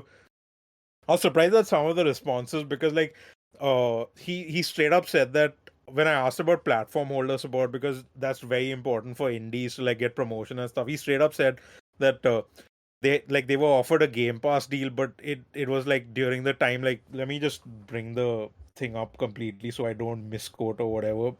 Because 1 second, let me just get that up. Usually, some of my favorite interviews to do is that post-launch, especially indie interview, where you kind of have you can now get past this point of promoting the game up to release, and you can actually talk about frankly about hey, the journey to release, and also the response post-release from the players themselves. What did you learn? How did you respond to the feedback? What did you learn from people who got to play the game, etc.? Just you get a lot of insight because you don't have to keep secrets now and spoilers about the game or anything like that. Yeah, so that's actually a good point. So this ended up being a middle ground between a normal interview and a post-mortem in ways, because there's a lot which they learned from self-publishing, because this was the first game they self-published. The prior one was handled by Fellow Traveler, so they had to handle the marketing on their own. They had to handle the console stuff on their own, and they even mentioned how dealing with one of the console storefronts, they didn't mention which one, the back end was so bad that they were only able to log in on incognito. It didn't work otherwise. And for when I asked about platform holders supporting, they said that they're too small to get dev help, which makes sense. But they had support in terms of marketing and social media, which is obviously useful. But then he also said that, I'm quoting, on the other hand, when Microsoft approached us about Game Pass deals, they had entered their, quote, extremely bad offer phase of dealing with indies on Game Pass, and we had to turn them down after a stunned silence on the call with them. So that's an interesting anecdote or whatever, that just tells us that this probably explains why you aren't seeing that many notable games on Game Pass, at least from my perspective. Wait, say that again. I feel like I'm not guessing the context. What happened when they were offered a Game Pass deal? So Promise Mascot Agency launched on Switch 1, PS5, Xbox Series X, and Steam day one. It was a simultaneous launch, while the developer's prior game, Paradise Killer, had like a staggered launch across platforms. So this was a simultaneous launch, and I just asked, like, did y'all get any support from the platform holders, like, Sony, Microsoft, and Nintendo for Right. promoting the game on general? And they just spoke about how the social media and marketing, they got some support there. But then he brought up the Game Pass thing, because I didn't bring that up because I wasn't even sure if they were offered a deal. But he just said when Microsoft approached us with a Game Pass deal, they had entered the extremely bad offer phase of dealing with indies, which tells us that that's happening to more, I guess. And that they basically had to turn Microsoft down after stunned silence on call with them. So they probably were lowballed quite poorly, I would say, based on this response. So that was a So- little interesting to hear. But yeah. I believe them when they say that, but it's kind of crazy to hear them like kind of throw Microsoft under the bus. Yeah, when yeah. The first time I I played this obviously- was at an ID at Xbox event at GDC. Yeah, so I obviously believe them, like they don't have any reason to like lie in this case. But yeah, it is surprising to like have that like on record that they were lowballed essentially with Game Pass. But and as someone who's maintaining a Game Pass RPGs list specifically, every time I see the like they have these 2 Game Pass drops each month, like they spread them out. Every time I see that, it feels like there are less games actually coming into Game Pass, but they are like coming into different tiers of the service. So if you look at the announcement that here's what's coming to Game Pass, you'll still see like maybe 5 or 7 games over there each like drop. But if you look at it closely, it's like just some of the same games going into different subscription tiers. Like you have Ultimate and PC Game Pass games coming into Standard. You have games that were already on the service just coming back and stuff. It definitely feels like it's being like, I'm not seeing as much as I used to in terms of like games that interest me specifically and RPGs in general. But we'll see how things go on that front. And the other thing I've noticed, yeah, for self-publishing, it was really hard for them because they had to handle marketing and all that stuff on their own for the first time. So that was interesting to learn about. And I was curious about the Switch too, if they could do something, because there have been so many instances where people have just said, like, we're trying to get dev kits and we don't have. And they said the same thing, that they said we're desperate to get dev kits, but the situation is really bad for indie devs right now. So yeah, it's unfortunate. But oh yeah, just one last thing about this is, a lot of devs have been asked now that can you just patch your game on Switch to uncap the frame rate so it hits 60 FPS on Switch too. I think the response here is a little interesting, because he said that they've been asked that a lot, but since they can't actually test that themselves without a dev kit, they would have to push out an update, and it would go out and they'd be playing it blind then with everyone else, and they don't want to push out an update for something they can't test. So that's why they aren't doing it. Makes sense, for sure. And for all of those previews and interviews and features, if you want to, like, if any of them sound interesting, you want to read them, and you want to filter to them, if you go to rpgsite.net and you hit the articles tab at the top, that'll filter out all just the bit news, and it'll leave you with previews, reviews, interviews, and features. So all of that, if you're interested in any of those, just go to the website, hit articles, and you should be able to find what you need from anything that's been uploaded in the last couple of weeks. So kind of a real cool slate of features up on the site. So Josh, James, Mikhail, and everyone. And that's in addition to all the news that we have yet to get to, because of course it was Gamescom this week. But real cool to see that filtered throughout all the news updates as well. So of course, did who here watch the Gamescom opening night live stuff live or like Regrettably. in real time? I watched it. I was- just had it on the side, but I wasn't I like paying skimmed attention through to it. So yeah, obviously always a team effort to cover that sort of stuff, and of course the timing, due to it being based in Europe, always makes it a little bit difficult for most of us. I mean, it was Mikhail and Kite like fucking knocked out Yeah, the park. 'Cause exactly. both of us were at our day jobs. We couldn't really help them out. So fuck, man, give it up for Mikhail and Kite. So we're not going to cover. Oh, go ahead. Watching it live, I wasn't actually watching it live because I was just like, I had it on running and I was like just writing up the news while it was happening. So one interesting thing I noticed is there was this big disconnect, because I usually dislike most of these events. They're filled with too much fluff. But when I was writing up the Gamescom news and I just looked at whatever I covered and just the announcements in general, I was like, hey, this seemed like quite a good showing and all, like a lot of stuff I was interested in. And I just look at Discords and check my friends, and everyone's like, oh, this is complete dog shit, waste of time. And I was like, I think this was the biggest disconnect where that's happened. Usually I I'm feel the like one that's who just keeps the saying it default every- response for every game show like this. Okay. I feel like that's there's never been like a one of these where it's like everyone was or like it was generally positively received. It seems like that's always the case for social media. That's like it's shit. I can't think of a single one in the last like 4 years of like any of these game events, whether it's like a publisher run game event or like a whole culmination of it like this, where people were like, "Oh, that was actually pretty good." Like that's usually saved for like maybe a Nintendo Direct or the occasional maybe state of play, but never one of these like either publisher run or like Game Awards slash Gamescom slash SGF. One of these. So this, for me, it's just like as with many things these days, I just kind of filter out the noise in social media and just don't care what people say.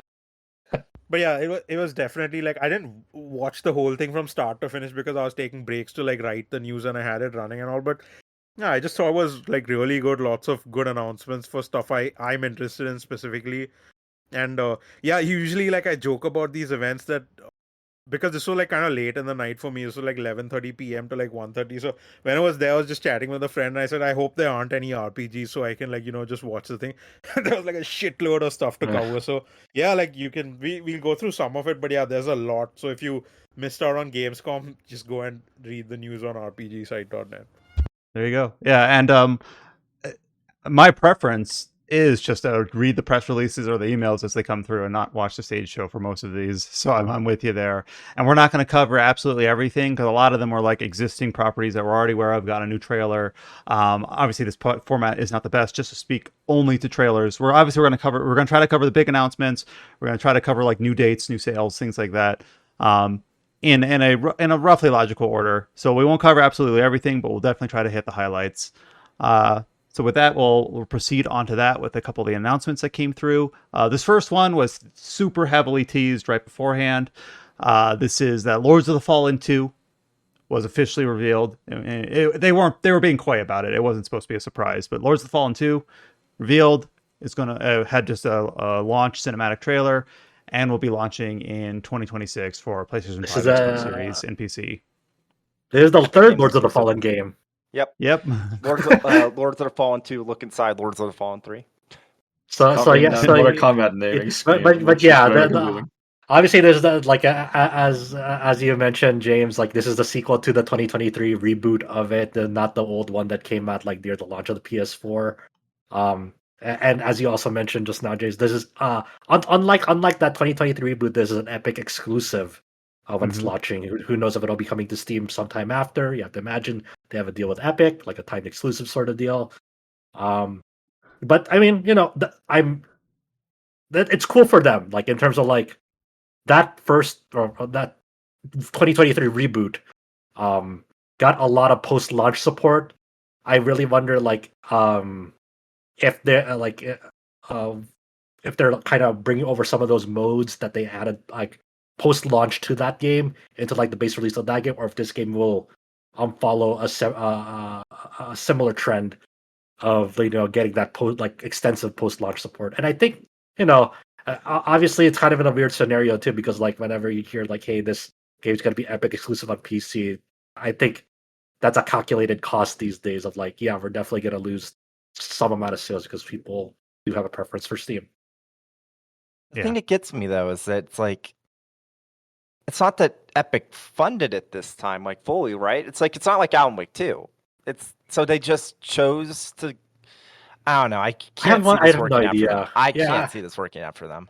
I think it'd be weird if they voluntarily chose Epic exclusive without any sort of like contract deal with Epic putting in money into it, because I just can't imagine, like, for everything I know about Epic exclusive games, or Epic Store exclusive games, is like they chose that route because Epic decided to fund some portion of their game development to get that deal. Now, if they had no money involved with Epic, how did they just voluntarily chose that exclusivity? That'd be really weird. I don't remember the details, but it's something to do with a kickback for Unreal Engine, right? Isn't it? Like it's somehow tied up in that, if I recall correctly. I wish I had it in front of me or memorized, but I don't. Yeah. I have no idea how that shakes out, because there's definitely many Unreal Engine games that come out on Steam. Well, I'm just saying, like, there's an extra kickback. Maybe I'll do my research and report back. I was just trying to substantialize it in my head, and I believe that's how it's tied to that, but I don't remember the specifics. So, but yeah, a game that got a ton of good, post-launch support, and seemingly pretty strong word of mouth. Obviously, going with Epic is going to potentially pull into that a little bit, because that's never something that goes over well with certain crowds of people. But obviously, if it's something that they see as financially the way that they need to release their game, we don't know what their books look like. But yeah, the trailer itself was just I have not played 2023 Lords of the Fallen, so a lot of it was just cinematic following up on the themes of that game. In terms of gameplay or anything like that, that's yet to be shown. The other what I've listed here as major announcement of Gamescom is the follow-up to Game Science's Black Myth Wukong. This is Black Myth Zhong Kui. Am I pronouncing that right, Chow? Zhong Kui? I don't think so, but whatever. You're just like, no, you're not. I think so. But whatever. Good response, chat. I'm sorry. I'm not exactly the Mandarin expert. I speak Cantonese, okay, guys? Okay. So if I just... Now, I will say, I went to YouTube and I tried to find how to pronounce this, and I couldn't find a clear answer. Probably needed to get to a native speaker. But anyways, this is the follow-up to Black Myth Wukong, Black Myth Zhong Kui.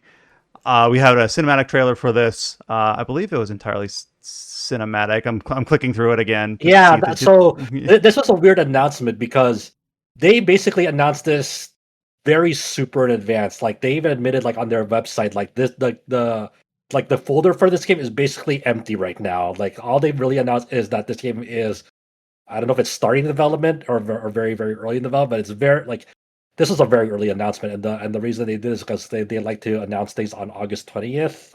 I forgot the exact reason why, but that was an ongoing thing that they had with Black Myth Wukong for. So all they really said is we're now developing the next entry in this Black Myth, I guess, series now, which is cool. This Zhong Kui, I guess, pertains to some deity of some sort. He's a exorcist. Exorcist. Basically goes and sealed demons and stuff. He's not really as well known, but he's just kind of known to be extreme exorcist of some sort, right? So he kills a lot of demons or seal them up, and so that's kind of what he's known for. So it's like Constantine, but in China, I guess. I don't know. I guess. I guess that's a nice way to put it. But I don't know much about this guy, but when I watched this trailer, my brother was actually watching the trailer because my brother was really big hype into Wukong the Black Myth. And we saw this trailer, and he's like, "Oh yeah, that's the Exorcist guy." I was like, "Exorcist guy," but I love that your brother knew right away. It's that's he's cool. Not as well known. You can see even most people look at the trailers, who is this guy, right? Kind of thing, right? So yeah, I mean, cool. I'm really interested to see what the lessons learned from Black Myth Wukong from Game Science, and I really hope they continue that trend with Black Myth Wukong, where they had those little animation shorts in different styles. If that becomes an ongoing thing in the Black Myth series, I'd be okay, sign me up. I'll buy all of these then for those little animation clips. Those are fucking cool. The best part, I think. Arguably so. But yeah, who knows when this is gonna come out? I mean, expect it maybe within the next, 8 years at this rate. And Wukong was also announced early as well. Either.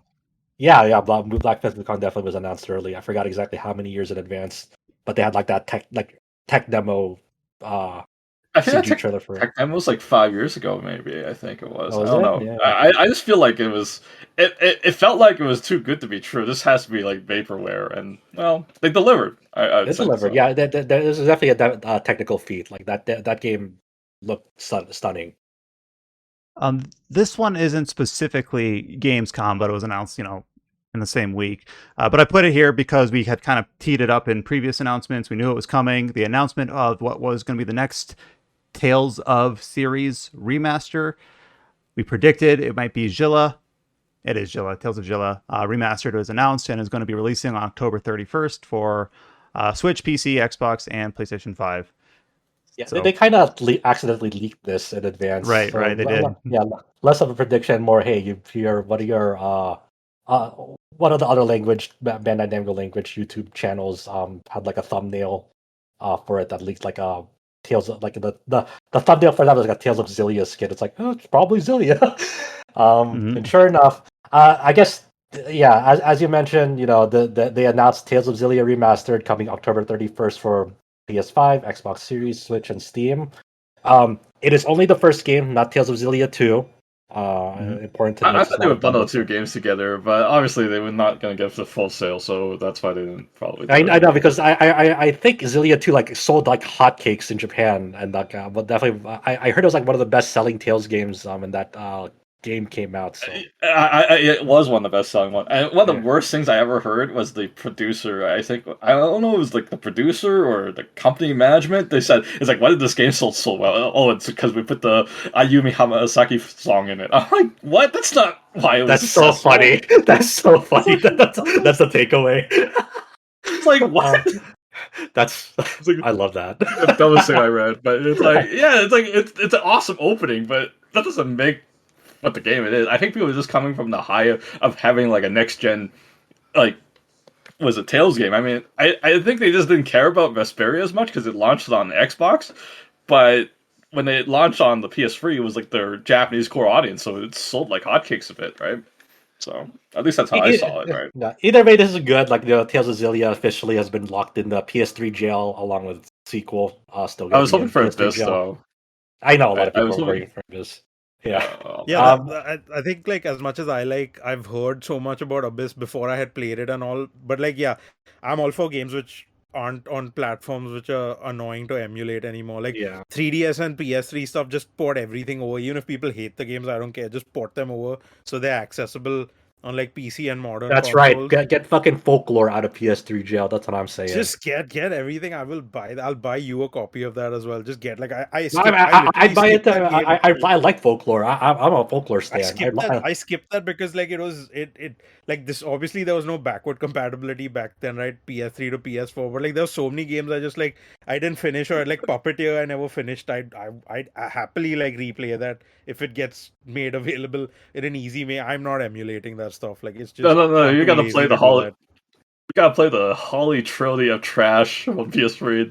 The Time and Eternity. Hope they port that game.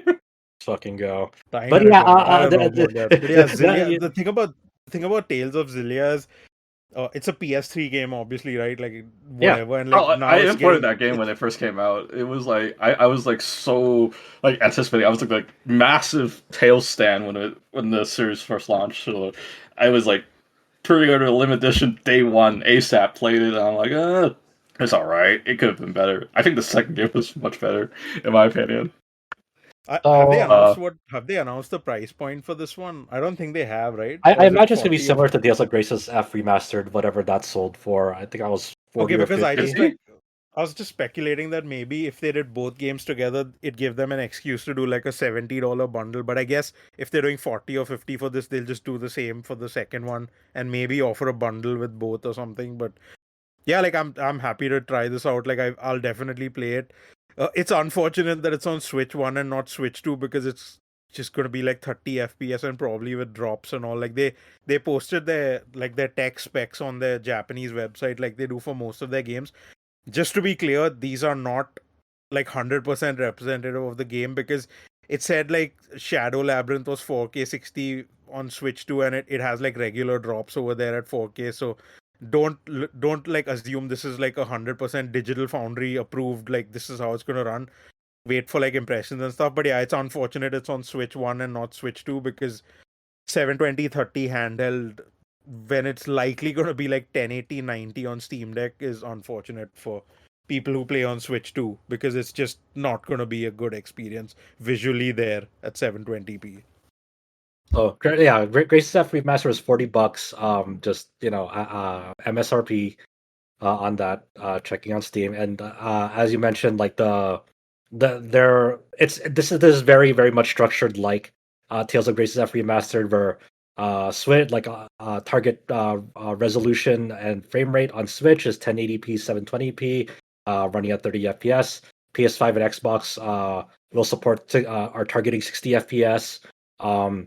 The PS5 supports can support 4K. I imagine the Xbox breakdown is Xbox Series X can support 4K, and then Series S supports up to It's the same thing. 1440p. It's 4K 60 1440 60 for Yeah. Xbox. And the Steam version, they say it's oh yeah, I'm glad you brought that up. The Steam version, they say, supports like up to 4K and up to 120 FPS, and it specifically calls out 16:10 support.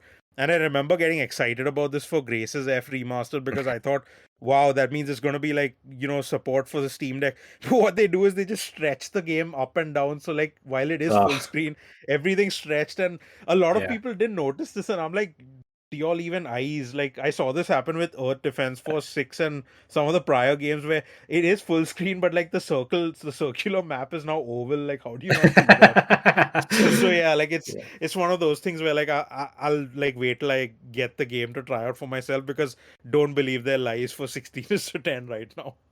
Well, surely they're the types of people that didn't notice how like some Super Nintendo games were designed for like monitor like 5x4 versus 4x3, and how that was a mix match. Sometimes even within the same game, it's like, Yeah, I also hate like That was the content time. creators with like stretch out games. Like, oh, it looks perfectly fine. It's like, no, it does not. It's like, oh man. So like Grace's F Remastered, some quality of life stuff here. The destination icons, just like that game. When you first boot up the game, you have access to Grade Shop. So you can go toggle on some things to like better experience, and like kind of have some buffs to you if you so desire. Obviously, Yeah, all this game can be optional. like easily broken once you have like a higher like regen for your CC gauge, because it borrows the battle system from Tales of Destiny Remake, where you have like the CC gauge. Like your action takes like CC. So it has that in there. Yeah, it has a fun But yeah, battle system. I'm actually pretty hyped for getting it, but of course I want like Abyss, just because Abyss is not really accessible. You have to like either play the 3DS port or the PS2 version. It's that's the problem with the Tales of series. A lot of those games aren't accessible. So like it's we want those games because they aren't easily accessible, and this is definitely one of those games. So it's like it's a good pick, but obviously everyone wants their favorites because chances are their favorites aren't accessible. That's the curse of the Trails series or the Tales. Like every of game series. is like basically you have to resort to emulation nowadays. It's like I want Eternia, motherfuckers. Okay. Get the PSP version. That's the last port they ever did. They're obviously gonna bundle a bunch of DLC that was originally released to this game. Some of the licensed DLCs aren't gonna be included. Obviously, just like Grace's F Remastered, there's a dash toggle function. Some touch ups on the color grading light and lighting on this game, because it was a little bit darker. It's now a little bit more vibrant. As they showed off on the site. In the Japanese one, they actually showed like some of the pictures of the changes they did. There was one of them was like they censored the smoking pipe. Oh yeah, that's right. Some of the accessories. Yeah, so there's like a pipe, like a cigar pipe, and then they took that out because Adam mentioned like some territories like Australia, for example, have like pretty strict restrictions on like how smoking is depicted in video games. So that might just be a result of like, hey, it's a worldwide simultaneous release, and some international territories may actually, now that I think about it, I think Jude is a minor and he's just smoking a pipe. I guess I think that's how I look at it. Yeah, because they have like the goofy attachments, like, hey, you're putting that on a minor. Can't believe you. Even though he's a doctor.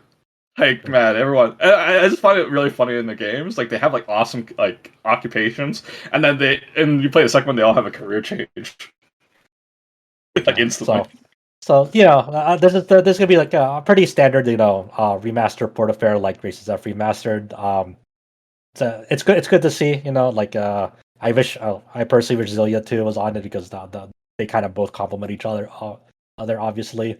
But we'll see. It'd be kind of weird if they didn't release Xillia 2 Remastered after this, and if they just skip over that, I'd be kind of baffled. But we'll see. Until then, coming very soon, end of October.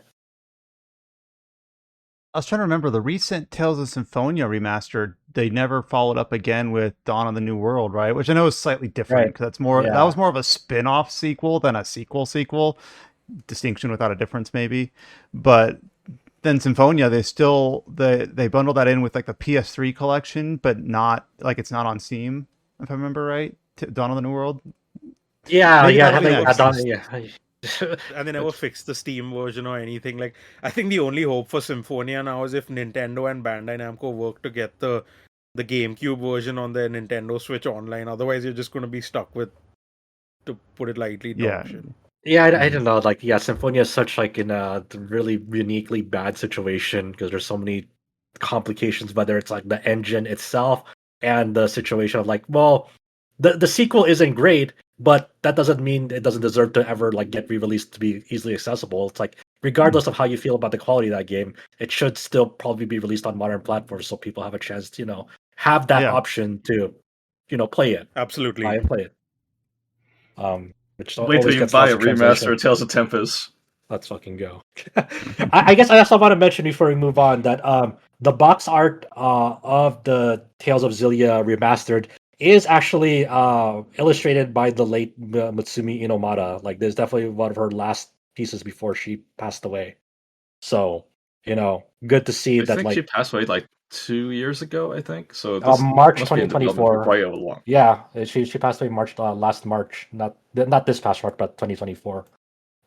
Okay. So, a great way to, celebrate her life, commemorate her. Yeah.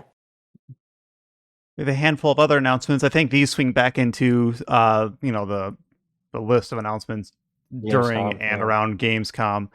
Most of them. This one I listed first because there's a kind of, or first next, because there's interesting context around it. This is the next major project by studio. Another thing I had to look up how to pronounce. Zaum, ZA/UM. This is the studio behind Disco Elysium, of course. Let's be clear here. We're This gonna is get to studio- it. We're gonna get to it. Yeah. That's the thing. We're Yeah. about to get to it. Even Kite mentioned it, so to give Yeah, Ryan so, a chance yeah, to speak. Yeah, so Kite did make sure to get the context here. So for the game itself, 0 parades. There's a tagline to it too. Let me go through the trailer here. 1 second. Zero parades for free radicals. This is a Disco Elysium like that has like spy thriller with some psychedelic aspects to it. Like the trailer itself is very hard to parse cold, and then when I read the press release that accompanied it, it just gets a little bit more muddy. And I'm not saying that's a bad thing. It's a more of a mysterious thing where they talk about in this line of work, you're going to fail way more often than you succeed. Apparently, they kind of factor that into the gameplay somewhere, where in the life of an operative, failure is inevitable, but here it is a path forward. Every misstep opens doors that success would have roughly swing by. So in the terms of when you fail in an RPG, I know this is what Sven Vink has talked about with Baldur's Gate 3, trying to encourage people not to save scum or reload. Just allow that to be the outcome and go with it. Now, yes, the context where we covered this in the 2022-2023 era, that most of the headlining creative talent behind Disco Elysium left the studio a while ago. That includes like its lead writer, its lead designer, and its art director. So those names just go ahead. I would also say phrasing it as they left the company is also maybe being a bit too kind to everything Valid. we've heard since. So Valid. Yeah, it was definitely like surrounding that time. They did not leave on great terms. Like, it was a very disruptive sort of like ousting of those I remember at the original time. creatives of Disco Elysium. I remember at the time when all of the like back and forth first started. To be fair, I was always like more inclined to believe the creatives that were ousted versus the company. But especially, I remember like early on, there was a specific claim that the creatives made that it's like, okay, so these two people got control of the company, and this one specific person was the one that was handling the stocks. And then the company responded by saying, "Oh, they're lying because this separate person that they very specifically said wasn't the person dealing with the stocks never dealt with the money at the company." It's like, okay, that's weird. That's sidestepping the issue and not actually denying the original allegations. In fact, the fact that you're saying that this other person that they very specifically said wasn't the person that was doing the funny business with the stocks is involved. Ever since that, it's like, yeah, I'm just going to believe the creatives because that is shady as hell. That is shady as hell. So For those people, art director Alexander Rostov, designer Robert Kurtvitz, and writer Helen Hintpier, I believe, I'm not exactly sure how to pronounce that last name, so I apologize. But they have made a separate studio named Red Info, so that's where those original creatives from Disco Elysium has gone to. So that is really the current studio of Zom as we know it now. Like a lot of the key staff from Disco Elysium are not involved with this project at all whatsoever, obviously. And obviously, there's a lot of still a lot of baggage in between that departure from those original creatives of Disco Elysium, and the studio Zom not having maybe doing them dirty, doing them wrong. So that's why them announcing this new project is great that they're doing a new project, but there's still a lot of bad blood in between, what made Disco Elysium so beloved, and now those creatives are now gone because of the bad their parent studio at the time doing them wrong. And most of the trailer is like CG cinematic, though very clearly in the back end it shows it's like a smattering of tiny gameplay clips and concept art that very much is going for that same vibe.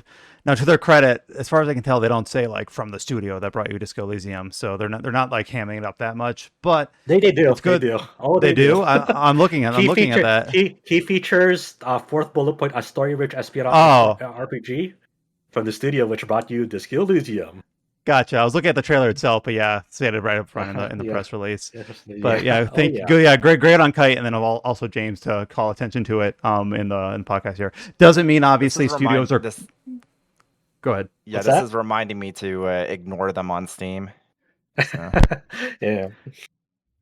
So yeah, so we'll see how that shakes out, but obviously it's still.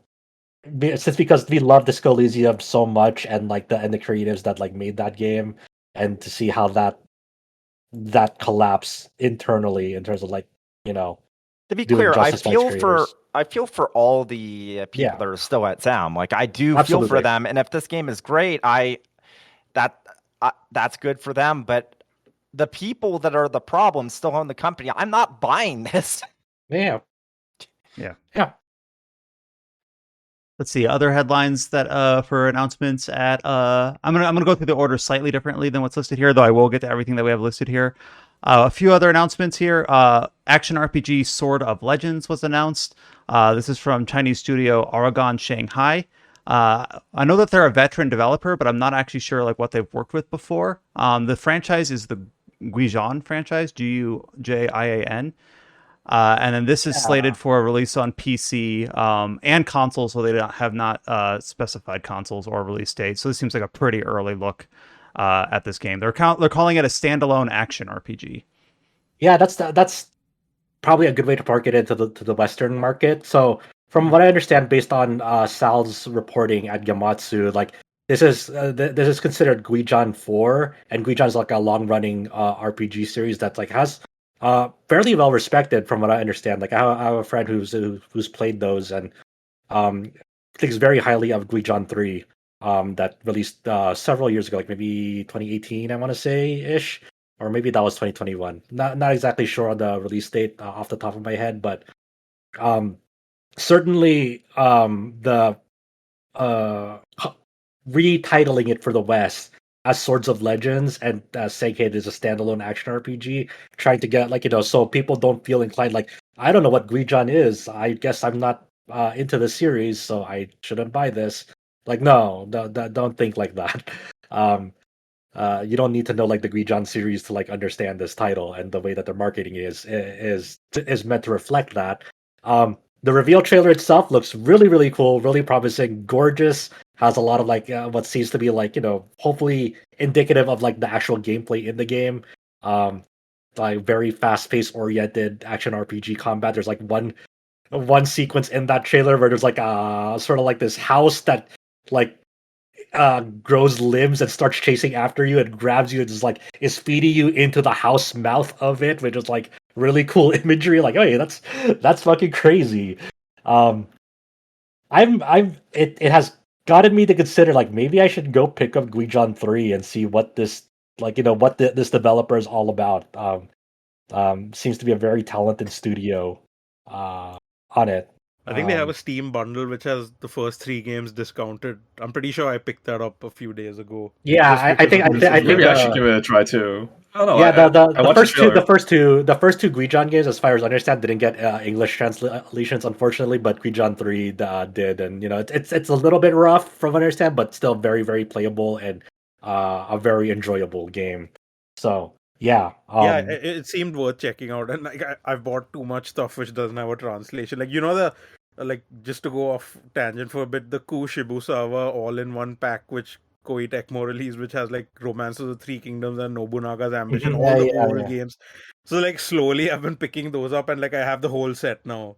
And like for when I can retire and I can play Romance of the Three Kingdoms 5 or some shit like that after someone gives me the fan translation or like patches it in or something. But yeah, like that didn't stop me. But yeah, that's a good bundle if anyone's interested. I think it should still be up, but yeah, that 3 games pretty cheap together. So and it's funny, like part of the FAQ is like, is this a Souls-like game? It's like, no, it's not a Souls-like game. There's like kind of more it's not meant to be have that deliberate pacing with Souls-like. It's more action-oriented, fast-paced. And it's interesting to see like more and more developers try to distinguish themselves, because people, Yeah, a the lot of the Sampo thing, modern yeah. audience, a lot of the modern audience, whenever they look at like an action game, it's like, is this a Souls-like? It looks like a Souls-like. It's like, no, man, there's more games out there that aren't like, not all action games are Souls-likes, and you shouldn't be thinking about like whether this game is a Souls-like or not. It should be like, hey, is this action game, like, does this look fun for me?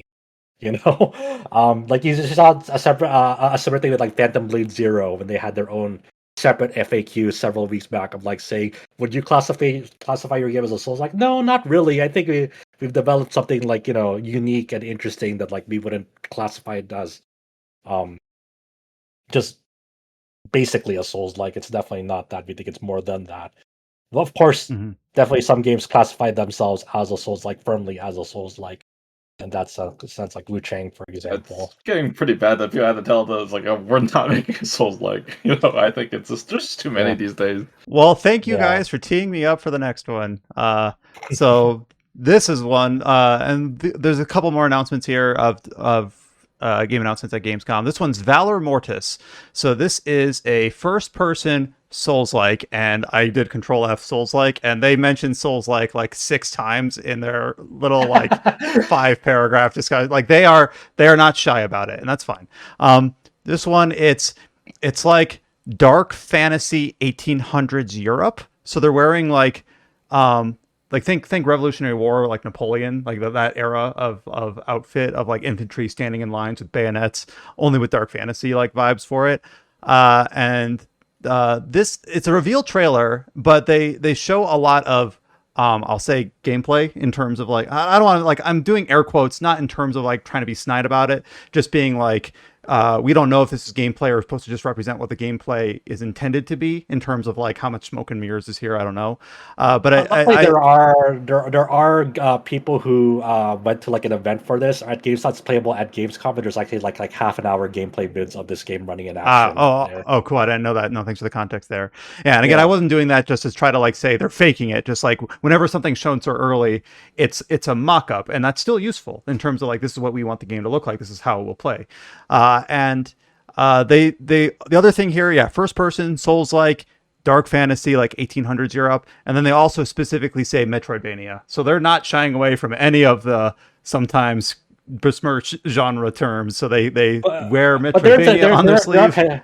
There is pedigree to these developers. The developers one more level, and these are the developers of Ghost Runner, and the Ghost Runner games are freaking fantastic. So they've already earned my respect because the Ghost Runner games kick ass. So I'm definitely interested in this game because the developers have proved themselves that they make really good games. So it's definitely obviously an unexpected turn for like next project from them after the Ghost Runner series. But I'm all for them doing something completely new and doing their own thing. So them doing a first-person Souls-like that's based on like kind of this dark fantasy 19th century Napoleon era, conquest era. It's like, okay, sure, why not? I guess like hey, if you wanna develop your game and embrace that genre, all for it, But I think my criticism is just more for the modern audience of like anytime they see an action game, it's like it's a Souls like, it's not a Souls like. That's the only thing they can think of. The only thing they can, the only way they can categorize these games now when they see footage of it is like, is it a Souls like or not? You know, Mhm. not like, hey, what type of action game is this? What are the systems behind it? And that actually kind of leads us to the next one here. I think this is the last one that's a Gamescom game title announcement. This is from JAMA Games. JAMA Games is a studio that did Anatria: The Last Song, which was a Souls-like that was based on like Italian mythos because JAMA Games is based in Milan. And then in that same vein, they announced La Divina Commedia, so Italian. Pardon my, I don't speak Italian. The Divine Comedy. This is Dante and Virgil going to like the three realms of heaven, purgatory, and hell. Like I've not read the Divine Comedy, but many stories have been inspired by the Divine Comedy, which is an Italian epic. So that's just JAMA Games, an Italian studio, making another title that's the same like genre as the previous one, focusing on Italian, not in this case myth, but an Italian fiction novel. So that's not being super. I'm not super familiar with like what are like the big core concepts of the Divine Comedy, but I think it's really cool that just on its face that's what they're using for inspiration for a new title. Like that just seems perfect, like a perfect fit for this studio.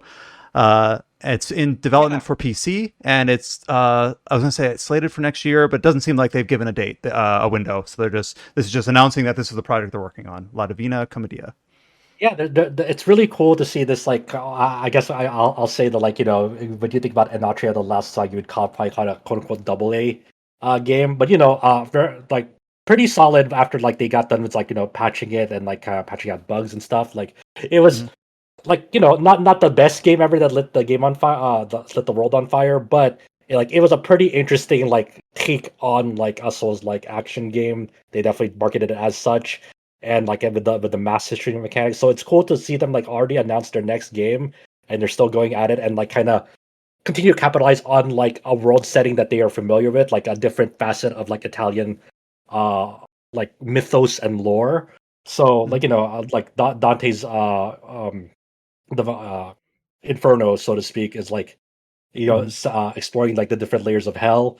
Um, and as they already mentioned, the press release, where they're kind of adapting this dark fantasy setting to the Divine Comedy and having like this narrative-driven alignment system tied to the seven deadly sins, and being able to forge customizable weapons and armor. It's like, oh, like that's that they're taking things in a different already sounds like a lot more mechanically different than Anatria: The Lost Song, or The Last Song.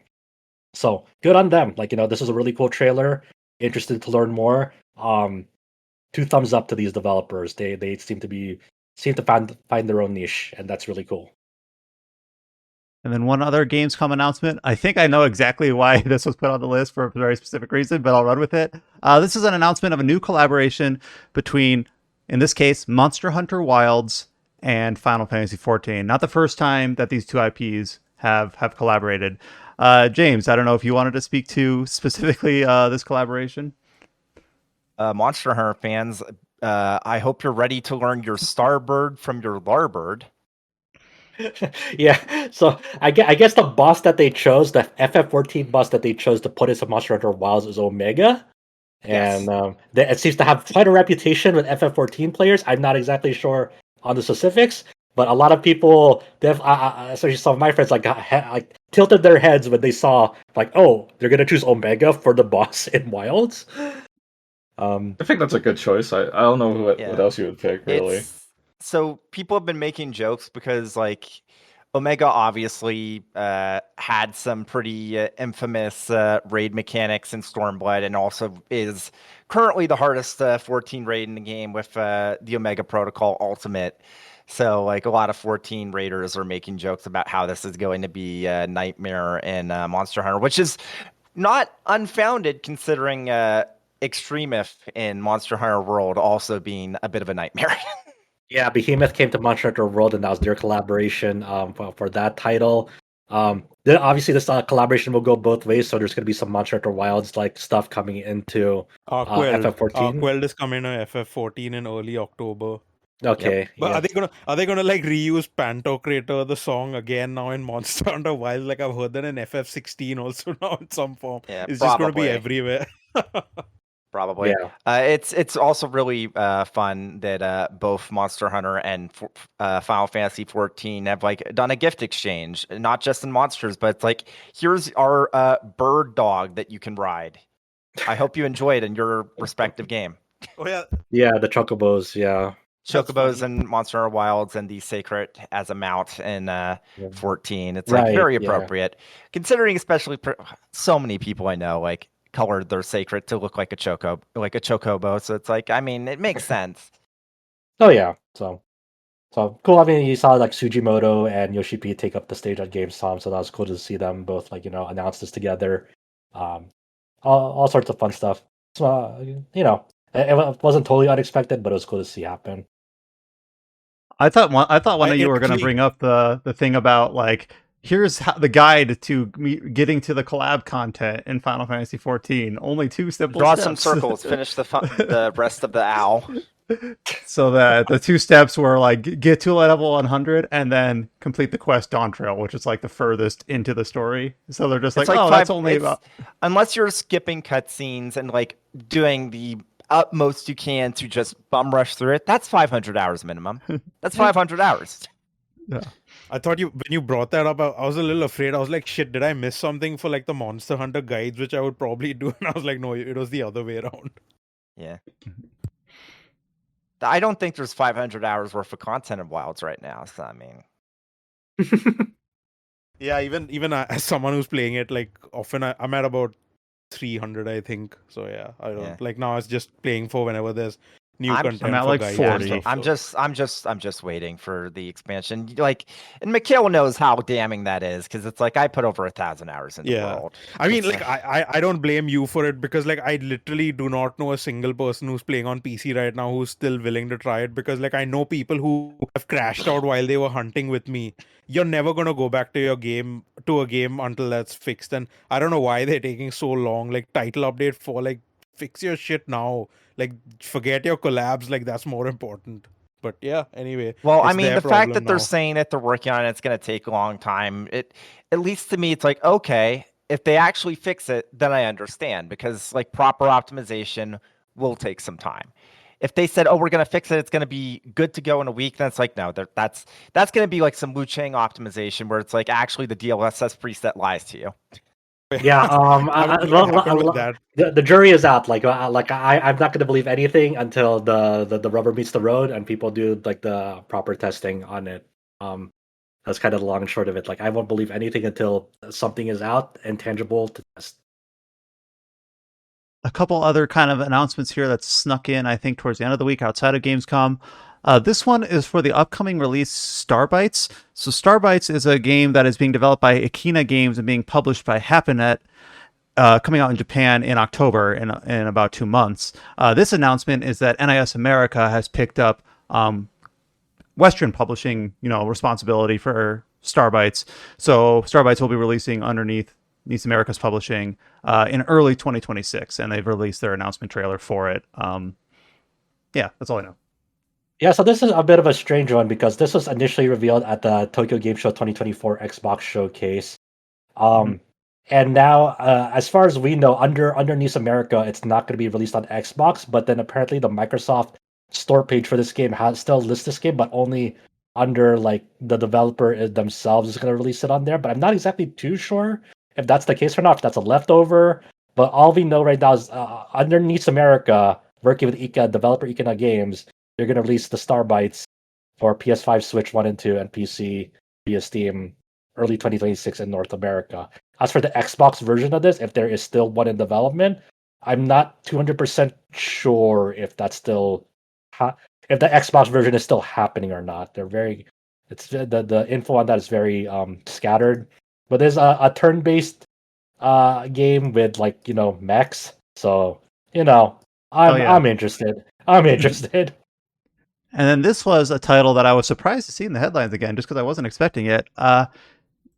Shenmue III Enhanced Edition was announced for, or I guess not Enhanced Edition, just Shenmue III Enhanced. announced for Xbox Series, PlayStation 5, PC, and Nintendo didn't specify whether it was Switch 1 or 2. And the details here are like enhanced, like it's an enhanced in terms of performance, in terms of 4K textures, DLSS support, increased NPC density. They do mention gameplay tweaks like health restoration before fights, reduce money barriers, so some like game balance stuff and not just technical under the hood stuff.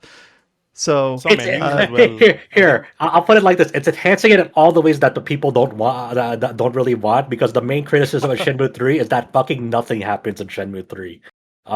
Because it was the long-awaited follow-up sequel to Shenmue 2, and Shenmue 2 is a pretty awesome game, and people are like, "Oh, I can't wait to see what happens next." And it turns out Shenmue 3 kind of a lot of nothing happens in Shenmue 3, and that's what people were really bummed about. It's like, man, they were really anticipating this follow-up sequel for many, many, many years just for it to come out, and like, it's cool to see Rio again, but nothing really kind of happens in that game. So We need a Kaino Kiseki for Shenmue.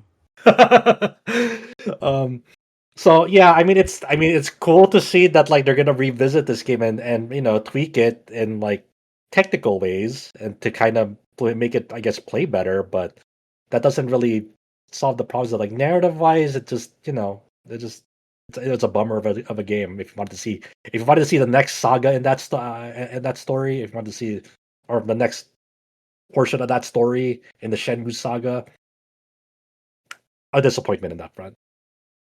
a few other kind of announcements here for some existing previously announced games.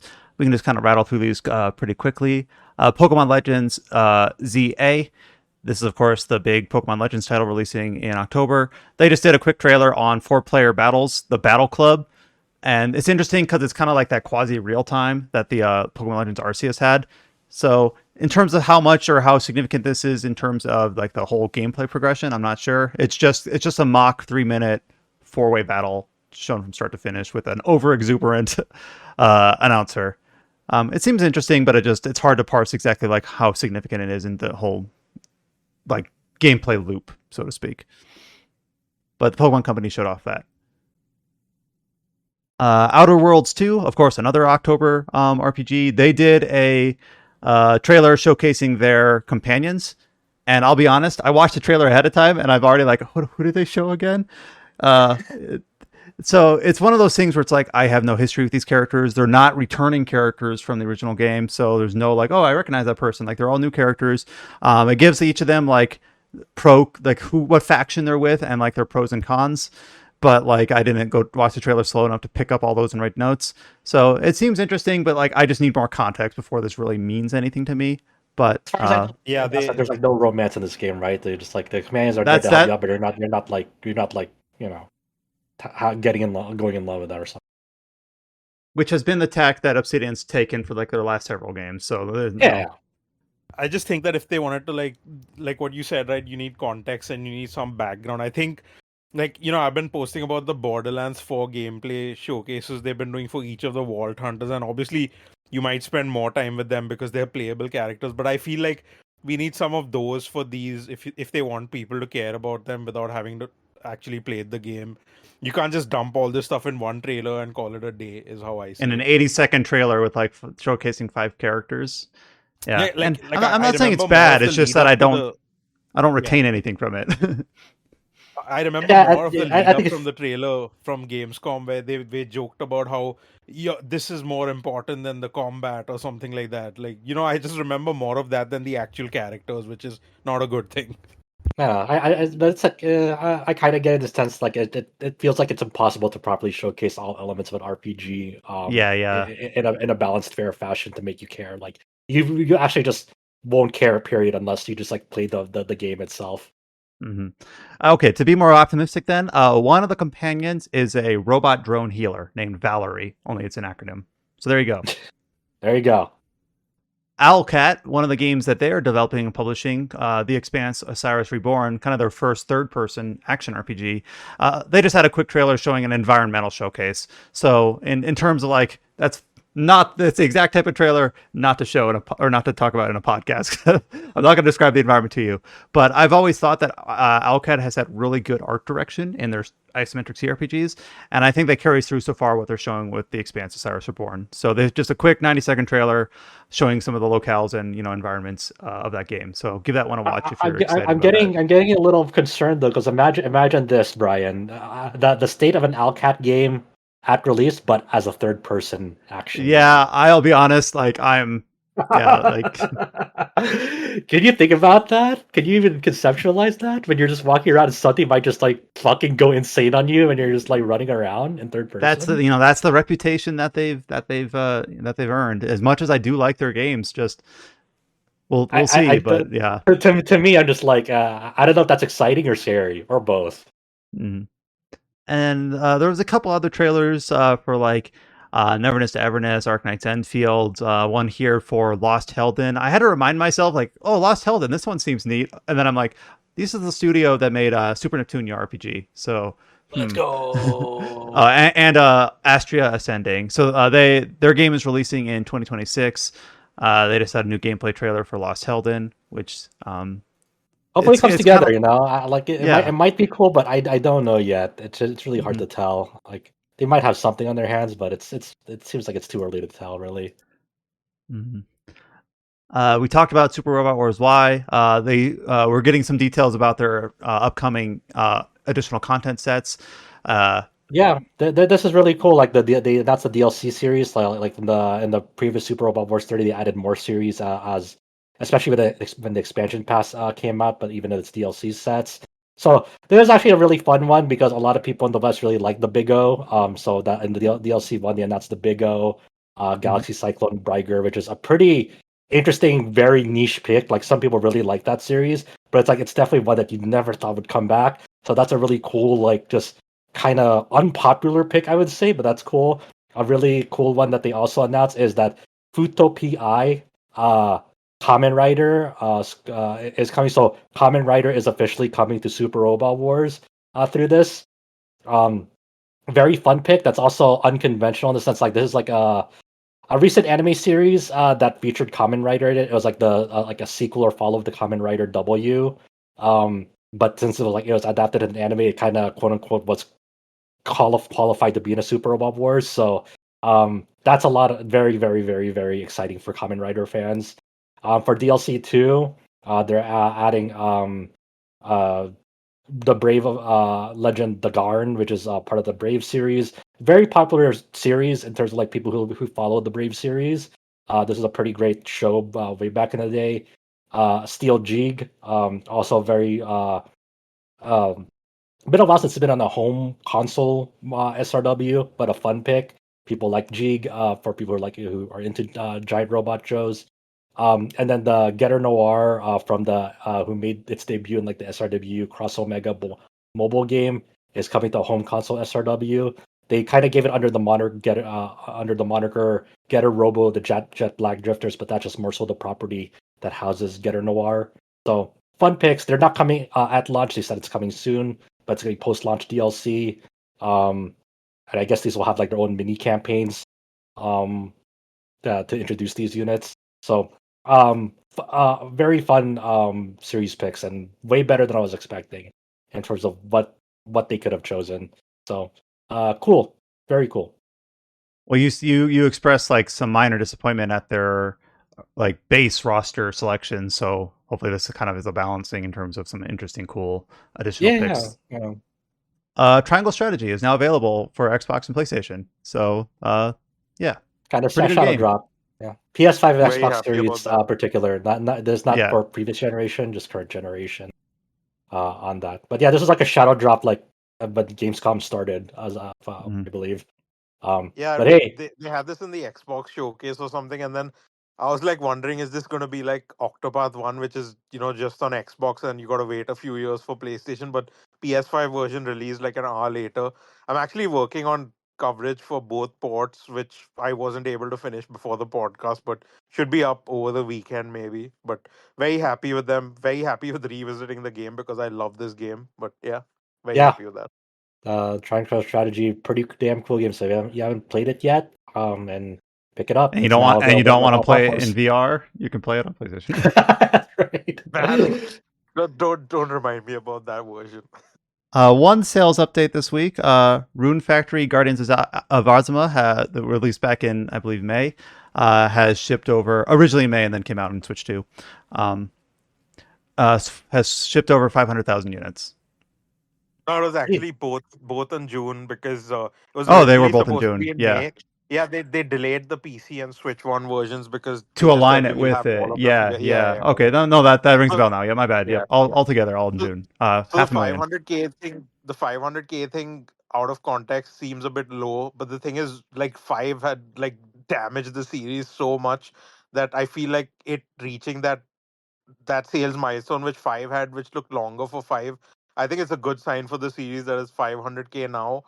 We'll see how the legs lead up, and there's also like DLC still in the works, I believe. I don't own the DLC yet, but I think there's still some DLC coming, and it got rated for PS5 and Xbox in some regions. So hopefully it does well because like the game is quite different from like what people want out of Rune Factory or like traditional Rune Factory.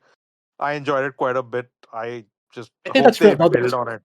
I think those numbers are really good for this series, especially in the span of Yeah. like almost like a month or two. Like Mhm. whenever people say like 500,000 sounds like low for this game, it's like in the context of this series, like no, that's really damn high. Like people need to stop thinking about like if it's under 1 million, that means it's sold poorly. It's like no, you have to look at the context of the series and the lifetime sales of like how these entries actually sold per Mhm. game. Like 500,000, like say for like a first time developer, um, you know, on their debut game is like a fucking miraculous number to achieve, and then people might just like see that 500,000. It's like, why did you only sell 500,000? Like, what the fuck are you talking about? You know. So whenever people say like 500,000 seems low, like, are you sure? Well, Are you also sure? a little bit of a different related topic. We saw not a game that we cover explicitly, but obviously Silk Song had a release date September 4th, and Hollow Knight on Steam got its like largest ever player base. And it was something like 20,000. Like it was below 50,000 consecutive Yeah. or concurrent. And it's the sort of thing where it's like I feel like if that like people could take that out of context and be like, oh, is that poor? Is that bad? Like, no, Hollow Knight in general is a beloved game. Like, there's more context, and I know we're guilty of that too. But we try to use those numbers such to champion games that have been surprises or that have done really well. But yeah, always got to take into account like all those sorts of contexts and boundary conditions when discussing concurrent or total sales or things like that. It is possible to have nuanced conversations about these games. Somehow, I know that the wider social media net will make you think otherwise, but there's always a complex story behind every single game release. No, you gotta say Hollow Knight has lost 90% of its player base in Oh god, 24 hours or I something. hate those headlines so much, dude. Same here. Everything else is kind of just an upcoming like date rundown, release dates Yeah. or early access dates, things like that. So let's just roll through these. We talked about this one. Death and Request is getting a PC port on August 27th. Code Z specifically, there's a spin-off of it, not because Death Yeah. and Request is like the first game. Right. This is the second DLC for Kingdom Come Deliverance 2. Legacy of the Forge will launch on September 9th. Aethermancer, which is a DLC? yes, I have. What's It this? was pretty good. It was pretty good, but it is just kind of like a long, semi-intricate quest. Like it feels like 2010s era DLC in terms of like content. And like it was good. I enjoyed it, but it was fine. Yeah. So I'll probably wait till both of the Kingdom Come Deliverance 2 DLCs come out before I polish it off. Aethermancer, which is a creature collector roguelike, which is launching in Steam Early Access on September 23rd. And then I'll also just skip ahead and say Moonlighter 2, The Endless Vault is also coming to Early Access on October 23rd. Adam did a preview on that one. This one, also an October release, Fantasy Maiden Wars Dream of the Stray Dreamer is getting a global PC version on October 20th. Yeah, there's the SRW parody Toho game, like the fan game. Really like we talked about the context of this release when it was first announced several weeks ago. So this is actually a pretty good release date for them. I'm very excited. I'm gonna I think I'm gonna play it. I think I'm gonna do it. My friend has been trying to get me to play the fan translation of this for years, like literal years. He's like, it's so good, man. It's better than most SRW games, and I believe him. Like he's up because he plays SRW games as much as I do, if not more. And he's like, this somehow beats like most modern SRWs. I'm like, all right, I'll believe you. So I might just become a Toho person this fall.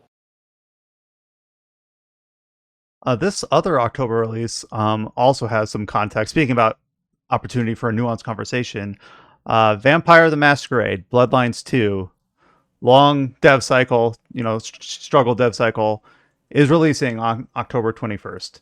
Do we believe them on this release date? I believe them on the release date. So there is some context here. First of all, this announcement and the footage that they've shown has kind of become a communal punching bag, I'd say. And I'm not saying that none of it's deserved, but it does kind of feel like a little bit of dogpiling. And this is like I played the first game relatively recently, like within the last 5 or 6 years, and there's a lot that Bloodlines 2 is doing that is very different from its namesake for a lot of reasons. And I don't know how much detail I want to go into in the last hour of the podcast for that. It's got a different developer. It's more of an action game. It's doesn't have the creative talent in terms of the writer Brian Masota, who was originally on the project and was taken off, all those sorts of things. But those are sorts of things where it's like, well, let's just see what the new studio can do. But then on top of that, the publisher Paradox, like a couple of the vampire clans are locked behind DLC, like day one DLC, just to play as. Yeah. Oh, yeah, And typical Paradox. And no matter like all the devil's advocate or olive branching that I try to do, I'm like, really, like, not only are not all of the clans like represented again, which was, I don't think that was ever gonna happen or be required, but the fact like, yeah, we have a couple clans, but these ones are locked behind DLC. It is the Like the $90 tier, I believe, the premium edition. Yeah, the Torador, which was in the first game, and La Sombra, which I don't think was. Just like, oh, okay, like that's really kind of scummy, and I can't be a devil's advocate for that. As much as I would want to be, it's like, really, that's silly on its face. I'm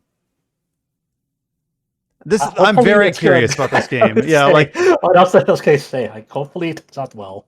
Yeah, like even if this game is a surprise, and like there's, regardless of whether or not it lives up to its namesake or not, like if this game is a surprise and it's compelling and it has some real like fun moments behind it, like that'll be a great. But even if it's like not that or falls short, it's almost just like a fun, I don't know if fun's the right word. Like I'm interested like to play through this game, even if it ends up being not good at all, just to experience it, just like due to the struggles it's had, the developer turnover, the project, how it came through in the end, like lessons learned, all those sorts of things. Just like, what in the world, like, is this game now? And all that other context behind it. So this is definitely a game I will play, and I feel like I'll get something out of it, even if the game is bad. I hope I like teed that up properly. Just because it's such a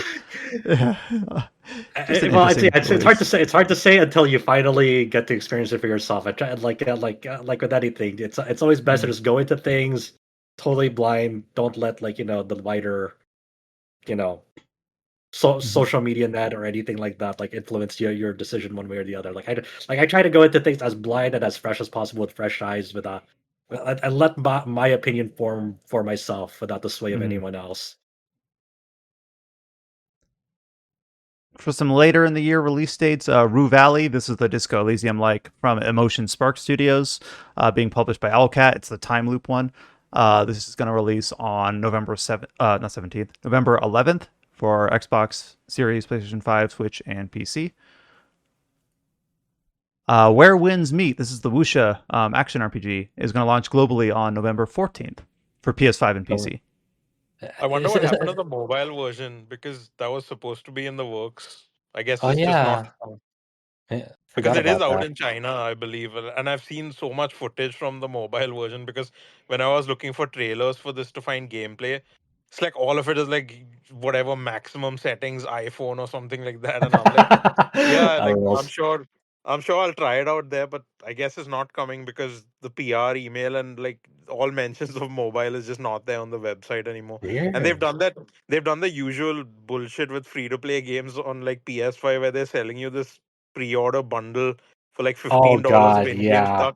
And obviously, I'm not familiar with this game's in-game currency, but for the Hoyoverse stuff, it was absolutely a rip-off buying that $10 or $15 thing. So Right. if you're excited for it, I would recommend doing some research before pre-ordering that bundle on PS5 because it is a free-to-play game. Yeah, it's a free to play action RPG with live service elements.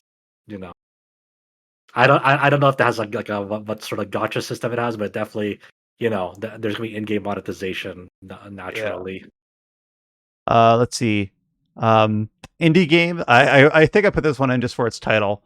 It's a pixel art turn-based RPG called Kingdoms of the Dump. The dump, as in like the trash dump, the landfill, is going to launch on Steam this November, and the thumbnail for the game is like a trash can fighting a dumpster.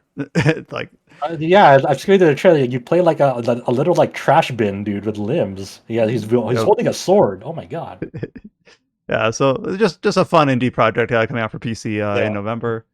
Cool. The Romancing Saga Minstrel Song Remastered International. So remastered edition originally launched in December 2022. This is the international version is launching this December on December 9th. So this is the first time it's had eFigs translation, or I guess Figs translation. It's already in English, French, Italian, German, and Spanish, and we'll have a physical release in those territories. So that's just really cool. We don't see that like this sort of headline is just rarer and rarer. Like, no, we're gonna make this game playable in Spanish and give it a physical release in that territory. That's just cool to see. Saga just keeps winning. Edge of Memories. This is from the studio that did I'm blanking. Oh, man. Don't put me on the spot here. I forgot. Edge of Eternity. I was like, Lost Soul Aside. Yes. No, that's the other game. No, so yeah, the studio that did Edge of Eternity, Edge of Memories is delayed to 2026. It was originally like nebulous, like maybe it'll still release by the end of the year, but got moved to 2026. But they did get a new gameplay trailer. So it all needs more time in the oven, and that's Yep. And that's everything. So another Gamescom down. I mean, there will almost certainly still be lingering things that we'll catch up with next week. But that's actually a good programming note. So next week, of course, we'll roll right into PAX West, which Josh, you're going to be at, as well as Scott from the site will also be there. I will also not be on the podcast before a personal trip. So me and Josh will not be on the Tetracast next week. Adam, James, and the others will. Yeah, Mikhail too. Mikhail, I don't want to leave you out, Mikhail, but we'll still have a regular episode of the Tetracast next week, but it'll just be a slightly different, group of people, participants, just due to the timing of things. So that'll be next week, and then the week after, I think we'll be back to the full usual crew, and then we go into TGS. So it's that time of year. So that's we'll try to keep you with the programming notes as clear as we can as we go through all of that. So I guess. I know we're already near the end of the podcast here, but Josh, is there one thing like you're really hoping to see from PAX West, or is it more just an excitement in general? I mean, PAX West is really known for like big announcements, but I've already know what I'm going to be seeing there. So I'm looking forward to sharing a lot of those. When I get back, it's going to be a very full show. I told myself I won't overbook myself. I won't exhaust myself, but just because of how things shook out, there's a lot of appointments. And I guess I'll be, I don't know. I think I'll probably just hit up the Cheesecake Factory across the street for my lunch plans as usual. Yeah, you'll have a 5-course lunch. There you go. Yeah. So it's gonna be a lot. I'm kind of scared actually, but I'm sure it'll be a lot of fun as well. I'm gonna be very busy. I hope they have a Playdate booth again. I usually love seeing how they like put the stuff around and the merch and stuff. But yeah, I don't know what else to expect from PAX. Just we'll see what happens. Yeah, PAX, like you said, not normally known for huge announcements, but just kind of fun. Just the things that you don't expect that come out of PAX West, or the chance encounter that you run into. Those sorts of things I'm excited to hear about when you get back. Yeah. Of course, all of the features and interviews and previews that we talked about at the early, the first section of the podcast are all up on the site, rpgsite.net. Go ahead and click on the articles tab, and you can find all those. All the Gamescom news will be under the news tab, of course. If you've listened to this podcast, as far as we can tell, everything about our hosting changes on the back end have gone through pretty well. There are a few tiny kinks we need to work out, but it seems like everything is progressing smoothly. If there's anything any concerns or anything that you've noticed that you want us that think need to be addressed, just always go ahead and leave us a comment on our site page. Send us an email, staff@RPG site. Go to our Discord, discord.gg/RPG site. So if there are anything that we don't want anything to fall through the cracks that we just missed or didn't notice. So we think it's gone through clear, but we'll keep you up to date as we make some of those changes on the back end. If you want to join the Discord, discord.gg/RPG site. You can follow RPG site on all the social media networks. Just search for RPG Space Site and you should be able to find us. And some of us will be back next week with another episode of the Tetracast. So until you hear from us then, stay safe, take care, have a good time at PAX, Josh. We'll see you next time.